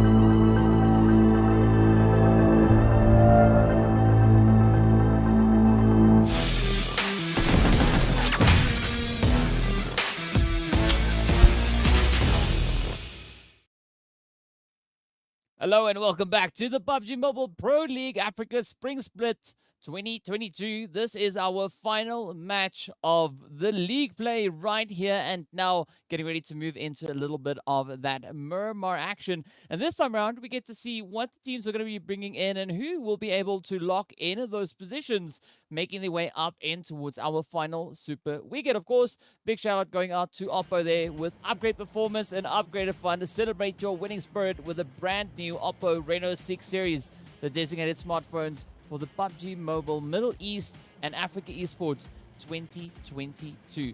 Now, of course, potentially there's going to be a lot of potential for the teams to potentially step up into some really strong potential angles here, is. Yeah, no, they might have the angle to really work the angle so that they could potentially take an angle into the, potential opportunity of potentially getting into Super Weekend. We don't know. It's potential, Yeah. But I mean, taking it into this one, of course, we know for some of the teams, they really do favor Miramar. They really shine on Miramar. And we've had a few teams coming through today showing potential that they really can sort of kick it with the big dogs. I mean, the fact that we had so many teams take their first winner chicken dinner in this last week of league play shows to me that there's a bit of a shift in the focus, right? Of course, we know the pressure is on. They want to try a couple of things. They want to really put their best foot forward. So I like that. I like that we're seeing a little bit of that change coming through. If that's going to translate to Super Weekend, It could be lovely. It could definitely be absolutely phenomenal to see the team stepping up and just bringing quite a few additional dynamics up in towards the table. Speaking about dynamic, it's going to be a very relaxed zone coming in, centering up over towards Power Grid as the teams are starting to make their way on down. We do have a little bit of congestion up in towards that Los Leones region, but the same can also be said over in towards Val del Mar. Now that Cryptics is not here, we see a few teams actually looking to get it hot and heated right then and there. It is going to be Zero Tolerance and Lusail coming in with a little bit of that hot dropping action. Oh, okay. So, I mean, we're starting it off pretty crazy here. Even YONKOUS pretty close towards Intruders as well. So, we'll see if that's going to come to fruition. Of course, Picado, once again, always a little bit crazy, as we know. But Zero Tolerance and Lusail, as you've mentioned, so close. Right on the other side of the roads, they look at themselves and be like, are we going to get involved yet? Farouk, what are you doing? Okay, that was a bit of an interesting elimination. But we'll see how the rest of the lobby is going to go. Yeah. It could go any which way. Oh, the heat really being dialed up here between Masters and Myth. A little bit of that M&M action. But Farouk coming in with the offside play there. Broly on the opposite end. Looking to see if they can find anything to work in their favor. Broly now getting pushed into the building. They're going to do a little bit of a dance around Angelo. Held up behind the building, gets straight off as Ramsey comes in. Farouk and Broly now pushing the options here. Just blazing on forward. Ban and Sin now making a quick dash into safety. Oh, we're looking at the push coming through from the side of Myth. This could be quite devastating now for the players here from Masters Esports. I mean, absolutely. Looking at it now, 2 players left. And unfortunately for them, who are they facing? It is Myth, a team that is really looking to capitalize on as many points as possible. Already looking to take that further. As we know, they have to. They don't really have any other options. Otherwise, we're not going to be seeing them come back in Super Weekend. So Ban holding the corner here, hopefully trying to get out of the situation. As you can see, a couple of bullets flying through and making the connection. It is going to be Ramsey. Sin now down to the only player for Masters to try and hold it. I mean, if you want to take this through, great, but run away would be my option in all honesty. Yeah, but of course we know Masters currently sitting 1 point away from 16th position. 1 point away. So if Sin is able to survive and find a point somewhere, they could be on par with Mad Knight. But looking at the aggression being brought in by the players coming through on towards them, I don't know. I honestly don't know whether or not Myth is going to let that one slide. Also, down south, it is going to be the players here from Lusail and Zero Tolerance looking to duke it out to claim a controlling position. But neither of these teams are positioned in zone. Val del Mar is just south of zone. And they still have to reposition. For Zero Tolerance, going to be looking to apply some of that pressure onto the side of Lusail. We know Lusail sitting on 43 points. All they got to do is just finish as good as they can. Should they find any eliminations, should they find any placement points, that could be a nice added little bonus coming in alongside that. Look, there's an option here for Zero Tolerance to disengage, to run away and leave Skydo behind. But of course, they want to hold as many of the numbers as they possibly can. We know Lusail has an opportunity here to take this further. They're sitting on 14th place right now. They've got 43 points. If they can get this team wipe, if they can hold just a smidgen of placement points, they can take themselves further, give themselves that buffer, and definitely make it into Super Weekend without a single stress in their mind. Zero Tolerance, on the other hand, sitting in 8th place. They have the least amount of pressure into the situation. They have the most opportunity as well to make this so difficult for Lusail. As we can see now, a little bit of a flank coming through. But will it come to fruition here is the question. Wanted, looking for that angle. Hates there on the bridge, has perfect purview of what's going to happen here. Is going to be able, at least potentially, said it, to hold the line here for Zero Tolerance. And maybe keep their teammates safe. It's all going to come down to whether or not Hate is going to be looking to dial it up. I mean, there we go. A nice little single tap being switched on there. Boyka now trying to come in for a bit of a saving grace. Hates keeping a very watchful eye. Not finding that angle just yet, but of course Vortex not going to let that one slide as Vortex and Skydo now get ready to crash the party. Up they come. Quite a bit of damage already being dealt over to Wanted and Boyka. Will they be able to get those razors in the nick of time? Oh, Skydo just narrowly missing those first few hits, but they are going to try again as they've now reset, come rushing in. The first one goes down. They go. Vortex coming through with a beautiful play as Wanted gets traded off. And Lusail start losing players. Boyka now coming in to try and finish it off. Coming in, trying to close up those confirmations. Down they go. And now it turns to Hates and Lord to try and make a bit of a play. Beautiful turn of events coming in. Zero Tolerance looking like they had a controlling position. But Lusail, surprise, surprise, came in and put quite a bit of a stop to the potential play for the players there of Zero Tolerance. No, this is fantastic. Now they can take this further. So Lord, of course, up close and personal. Hate's still on the bridge, still just trying to sort of give it a little bit of backup here. But again, if Lord gets pushed here, there's not much that Hates can really do. Unless can find a little bit of a sneaky shot there on towards Salam. So just tapping away at the HP for now. Trying to hold off Lusail from pushing on forward to, of course, their teammate. As we can see, some rotations coming through. SWAT 69 still having to get into zone. YONKOUS as well, maybe pushing up to the action here. So we'll see what's going to happen there. Maybe there's a third party coming through. But as you can see, that zone is going to add some of that pressure. Now it is on. Get out, disengage, or finish it up. That's going to be the options here. Blackjack now finding intruders. Rope already down. Yeah, that's a bit painful.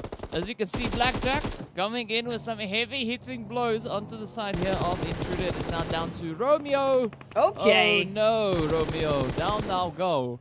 It's now Vice, the last remaining hopeful for the team here of INTRUDER. Quickly hopping into the vehicle, trying to get a little bit of distance in. The hits continue to flow on through. Fortunately, it does seem like Weiss is able to make a dash up onto those outlying positions. But for how long will they be able to hold on? As we see, Blue Zone is, of course, closing on in. So that reposition will have to come on through, as it seems like Weiss is going to be continuing to push through that Los Leones position, looking to breach back up in towards the zone. Down south, things are looking pretty tough, as we can see the players there from Zero Tolerance and Lusail. YONKOUS, also one of the teams still fighting for a potential slot. They need at least 9 points to lock it in. But will they be able to bring it through? Myth also just up ahead, lined on towards that power grid region. A good position to be holding, but will they be able to defend it? Though so many teams now vying for all these potential angles to come on through. Will they be able to find them and make the most of them? Slime 4KT and 1 million also over on towards that junkyard position. Will be fighting it out as they too look to make their way up in towards the zone, trying to come in from that Hacienda del Patron region. Yeah, look, that southern side of the zone is going to be absolutely tough. As we know, a lot of teams rotating into that are the teams that are, up for the most amount of pressure, that the teams like YONKOUS that need the points to get into Super Weekend. So between South and East, I don't know where there's going to be the most engagements, but we'll have to wait and see, as maybe a few teams might take that northern side rotation. Super Young Stars, of course, they find a beautiful position there towards El Pozo that they can hold off and maybe keep for the time being, as we see Zero Tolerance trying to stay alive. With the rotations just around them, it's a little bit dangerous to go out for a stroll for the time being. As we can see, 1 million, they found Plaza, going out for a bit of a walk, a bit of a hike, I guess, on Miramar. And unfortunately, not going too well. Ooh, it's looking a little bit tough there.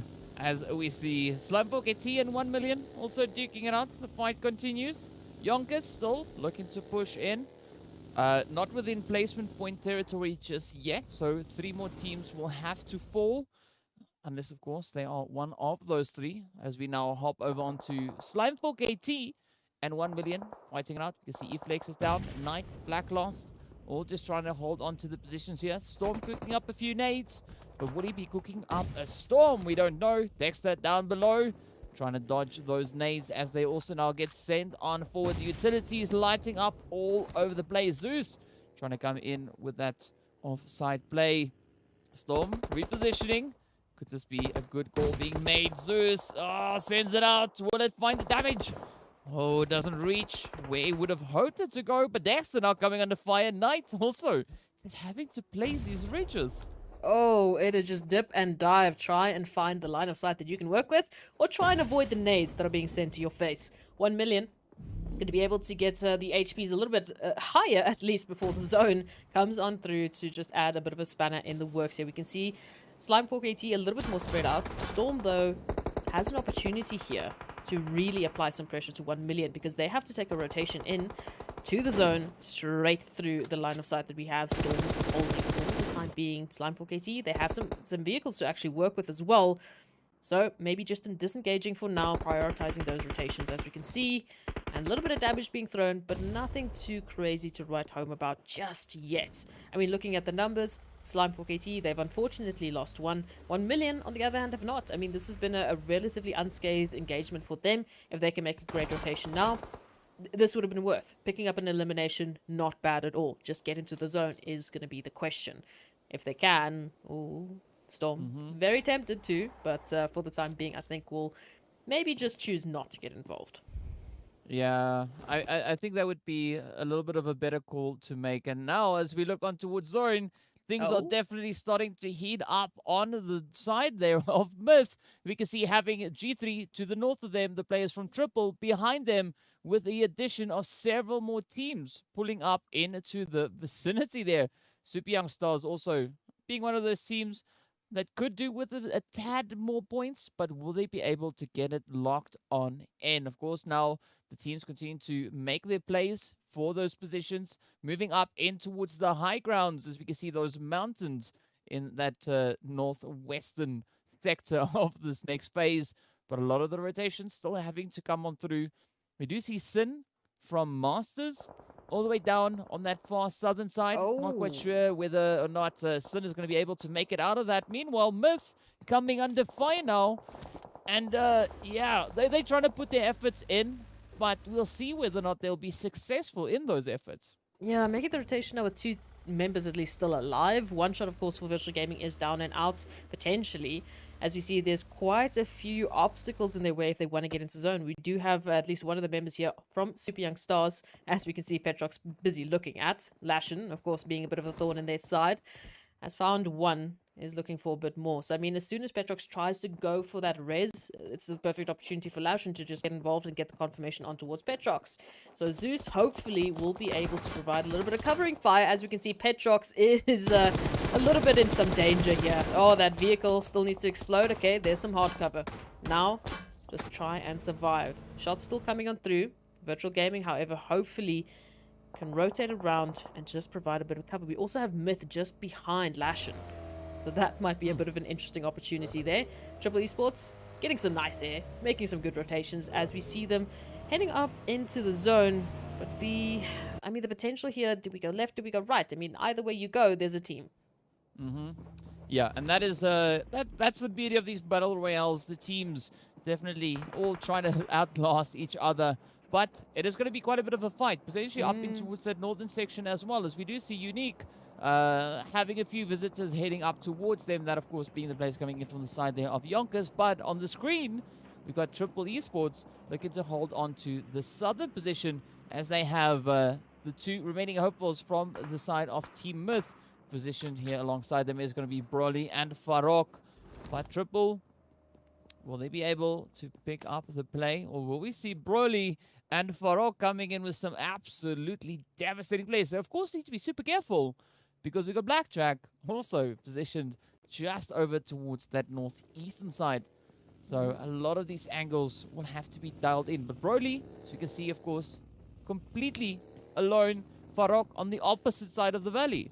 Oh, and we know Team Myth, this is huge for them. They need to hold this. So Broly going to be finding Master, looks for a wham. A little bit of contention coming through, but it's not enough. It's a 1v2, 1v3, whatever it is a little bit too much here for Broly to deal with. So now it's going to be down to the last remaining member here of Team Myth, which is, of course, Farouk, right behind Lashin, who is also a little bit scattered from the rest of their team, who are trying to get into the zone towards the more northwestern side. As we can see, many teams now scattering on into the zone as they try find some sort of safety. It's not a lot, but there's a few spots that they can get on into. Farouk, of course, hearing Lashin taking that rotation out, maybe a little bit of cheeky peeky. As we can see, the player zone now also getting involved, finding virtual gaming. Yeah. And center zone is looking pretty hot and heated, right? We've got G3 smacked up center zone. Lusail also right here alongside them. We've got Blackjack pushing in from that southern side. But this is where positioning is going to be absolutely crucial once again. We can see Blackjack looking to roll on forward. Oh, but that western side is also going to be relatively heavily congested. That makes no sense, but just go along with it as we can see so many teams now looking to move on through. YONKOUS coming in with a few hits, but they need points. Will they be able to bring in any points? As we can see on the board, sitting on 2 of those eliminations. They need to find at least 9 if they're looking to be satisfied with their play coming into this final match of the day. SWAT 69, of course, looking to put a big halt to any of those potential gains. You can see Sabir coming in with a beautiful hit on towards Pennywise. And now it is up to Haplik and then Lewis to try and make that final stand. Team Myth getting sent back into the lobby. But the fighting will continue. 14 teams now remain. Not quite sure where everyone's going to squeeze themselves into, but they will find a way to manage.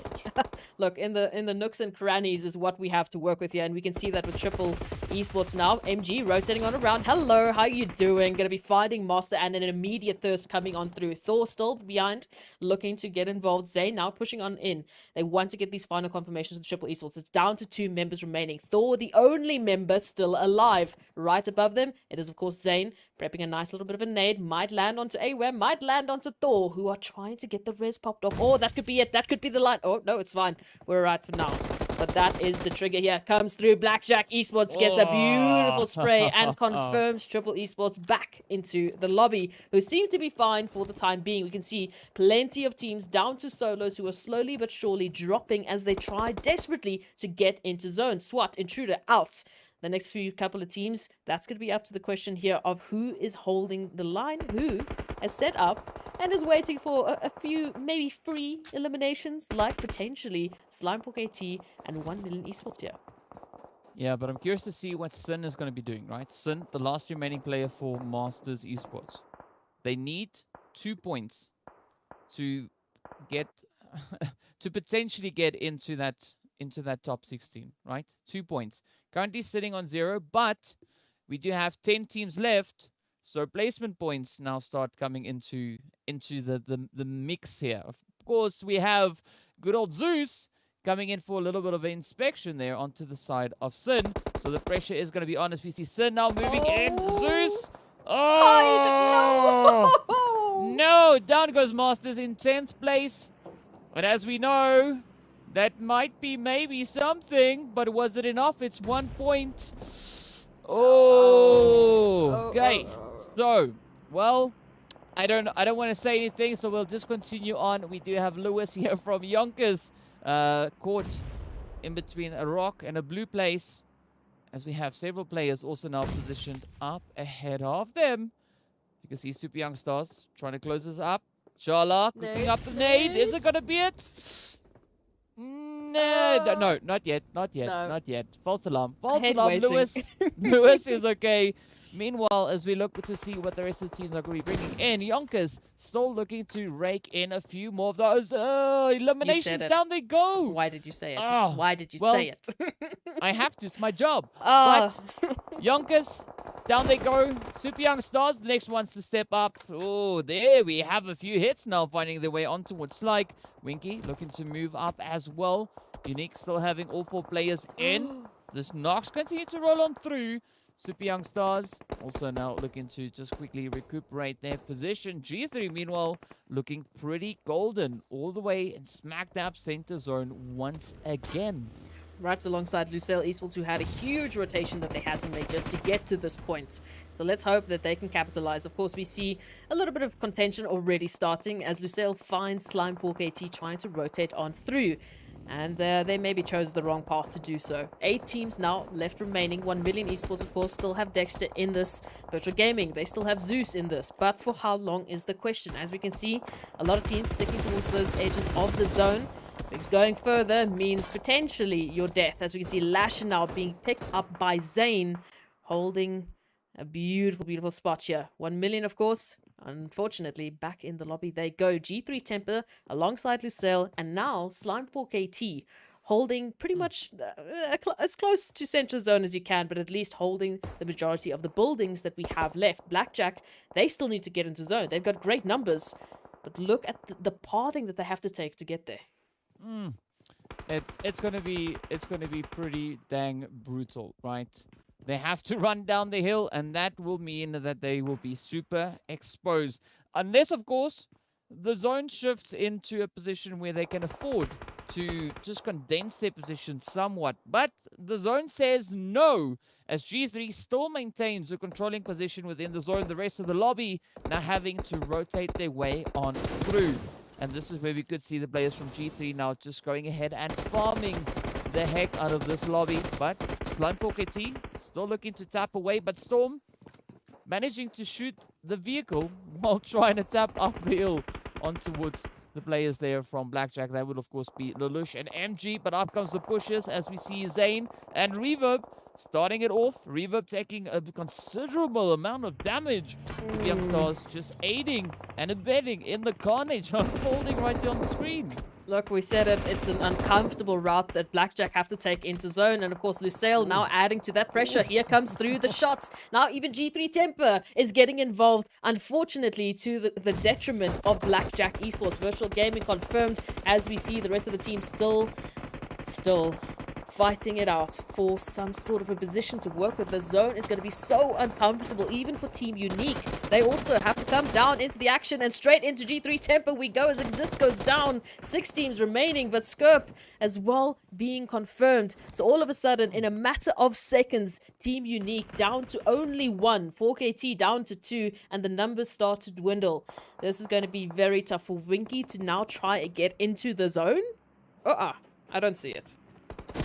Yeah, I honestly don't know. It's going to be pretty tough, but Nacho and G3, they're going to be looking to clean house, as we can see. They are now just looking to just absolutely demolish this lobby. They have such a beautiful setup, but Slime looking to contest them, as we can see Flacker now sending out a little bit of that welcoming gift over on Storm and Zeus, but up they come rushing forward, very exposed, out in the open. Down they go, getting booted back up into the lobby. But now look at this. Up comes the next one. Down goes Unique, Flacker, and the rest of the squad coming in here from G3, just going absolutely to town. Blackjack already sitting on 9 eliminations. Will they be able to make it 10? Cronboy up ahead. Buden taking a little bit of damage. Nothing too devastating just yet. But of course, the drop coming down right alongside them. Who will be the ones to clutch it out? Lusail holding strong. Super Young Stars holding strong.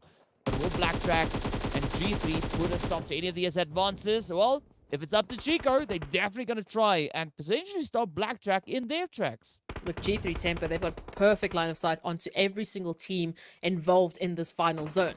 And Blackjack finding themselves now in a bit of a sandwich between Lusail and Super Young Stars. We can see Reverb now just dipping and diving between the bullets. But Boyka is throwing out, just the toes. That's all we need right now. But what is happening for Blackjack? Because all of a sudden, yes, they're busy getting in this engagement here with Lusail, and they're doing well. But this is an opportunity now for Super Young Stars to rotate up into the zone as it shifts up north. G3 Temper looking to be one of the first teams as well to plant their flag, but look at Lusail. Zane goes down. Reverb holding the line. MG coming on in, jumping on into the action, but the carnage is just absolutely crazy. Salam throwing a couple of shots through the smoke, but will they connect is going to have to come down to the push here. You need to get this confirmation before the race comes through, and they will. Blackjack is out. Easy claps coming in there for Lusail as they step on in and send Blackjack right on back. It is now 2 players on the side here of G3. As you can see, Vuda now coming under fire. Nacho also knocked out up ahead. And it is going to be Chala and Lashin for the side of the Super Young Stars looking to close it up. Will they be able to get themselves up in it towards that zone? You can see Nacho trying to make a quick run for zone. Unfortunately, getting traded off. Down goes Lusail. It is now up to G3 and Super Young Stars to wrap up this final match of the day. The nades are being sent on through. The shots are flying in through the smoke. It is down to Chala and Lashin. Oh, beautiful spray coming in from 6. Now Grunt Boy. It's going to be the last hopeful. Oh, get spotted. Up comes the heads. Down they go. G3 picking up another winner chicken. Then, of course, that is G3's first chicken in league play. And it is the final chicken available up for grabs right here in league play. What a way to close it out. Absolutely fantastic stuff. But now it all comes down to the final points to see if the teams have done enough to ensure those positions coming through. We'll get into that in a little bit. But I got to say, beautiful shifts coming in from the zone. Got to congratulate Blue Zone. Some fantastic things being done right there. The team's really being dealt a difficult hand, but that's what we want to see. Coming into the final match, the teams can't have the game delivered on a platter, right? They have to work and grind, and that's what they had to do coming into this final Miramar. I love it. I do. It's just my words are going out of my mind because all of a sudden G3 Temper coming through into the league play. They wanted to step up their performance coming through into this last week. Had a chat with Flacco and he's like, listen, we need to bring it this week. We need to make sure we get into that super weekend. And then in finals, it's going to be a whole different beast. But coming through and just getting that last win on Miramar, I mean, that's just an absolute godsend for a team like G3 Temper, which we often do link with Miramar. You know, that is their map. That is the map I know for a fact that Flacco is the most comfortable on as the IGL, making the calls, and they made it work there. I mean, it was chaos. Once again, yes, they had some great positioning, and then that zone shift is, bye. Goodbye. Good luck. But they still made it work, and insane spray control coming through to pick up those 2 from Super Young Stars because they were looking like the team to beat. Yeah, they were definitely looking particularly strong, but a good bounce back coming through there from the side of G3. At least making sure that they pick up 1 chicken dinner, even if it is on the final match of the day. The last opportunity to pick up some chickens coming through on the league play side. But again, some really great players coming through. And, now we have a few of those highlights also getting ready to make their way onto the screen, just to remind the viewers of a few of the absolutely fantastic players we had coming in once again. But I gotta say, zone, challenging. Flight path, not too challenging, but the team's really stepping up to the challenge and, potentially looking to play those angles as best they could. No, look, they did their absolute best, and hopefully for some of the teams, that's going to be enough to get them through to Super Weekend. As we know, it gets chaotic in League where it's just absolutely chain fighting after chain fighting. But let's take a look at the highlights just to remind ourselves, because it was pretty crazy. We need a reminder.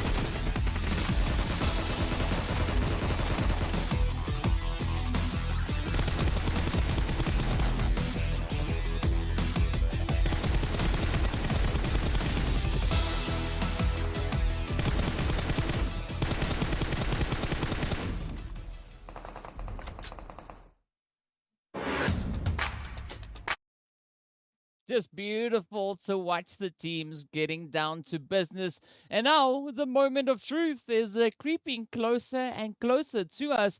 We are getting ready to see what the match rankings look like after the teams stepped up for their final opportunity. And here we have it. G3 coming in with a 26 on board. Lusail picking up 20. Then we've got the Super Young Stars and Blackjack both finishing strong on 18 points apiece. Look, it was absolute chaos there for some of the teams like Team Unique, who had a very uncomfortable route to try and get into the zone.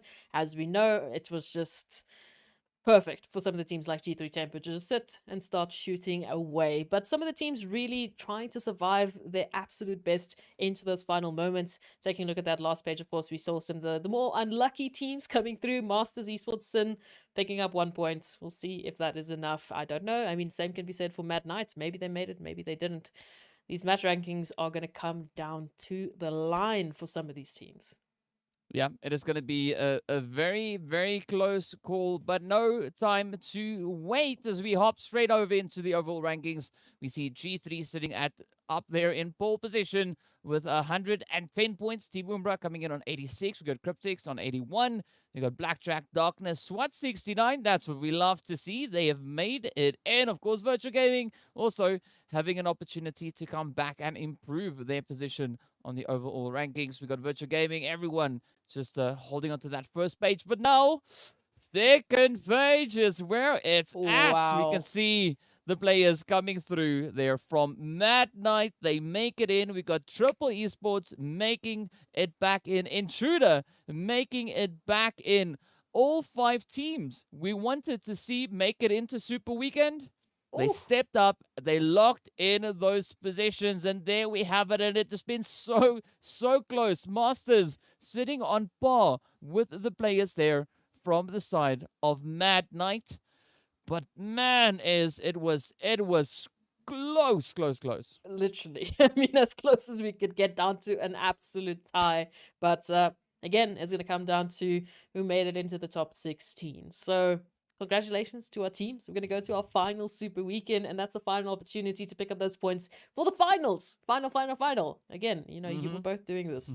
It's the last, it's the final. I mean, there's so many opportunities. Again, the wordplay aside, this is absolutely fantastic for the teams who came through in this last week, shaked off all of the mental negativity from the previous weeks, and made it happen. We're going to see them in that Super Weekend. We're going to see all of the teams at least have an opportunity to play for those very spicy chicken dinners. And it's going to be so insane to see how those overall rankings are going to shift and who is going to go to our finals. Yeah, and it's going to be quite an exciting match to see because we've got 3 teams that are not going to be making it through into Super Weekend. And we've got 5 teams returning with 2 new teams coming into the Super Weekend looking to get themselves in on that leaderboard, looking to bring in a few of those points. So absolutely exciting. Cannot wait to see what they have in store for us coming into the final Super Weekend. So be sure to join us for all the action. Of course, before we go, we want to give a big shout out going to Monster Energy, our official energy drink partner for the PUBG Mobile Pro Leagues. But on that note, absolutely fantastic week of league play that we've been seeing so far. Super excited to see what our teams are going to be bringing in, coming through on towards that final Super Weekend. Of course, we'd also love to hear what your thoughts are. Let us know on social media. I'll head on over to Facebook and Instagram, search for PUBG Mobile Esports Africa, and tell us what your thoughts are. Are you excited to see these teams stepping up into the final Super Weekend? Pretty sure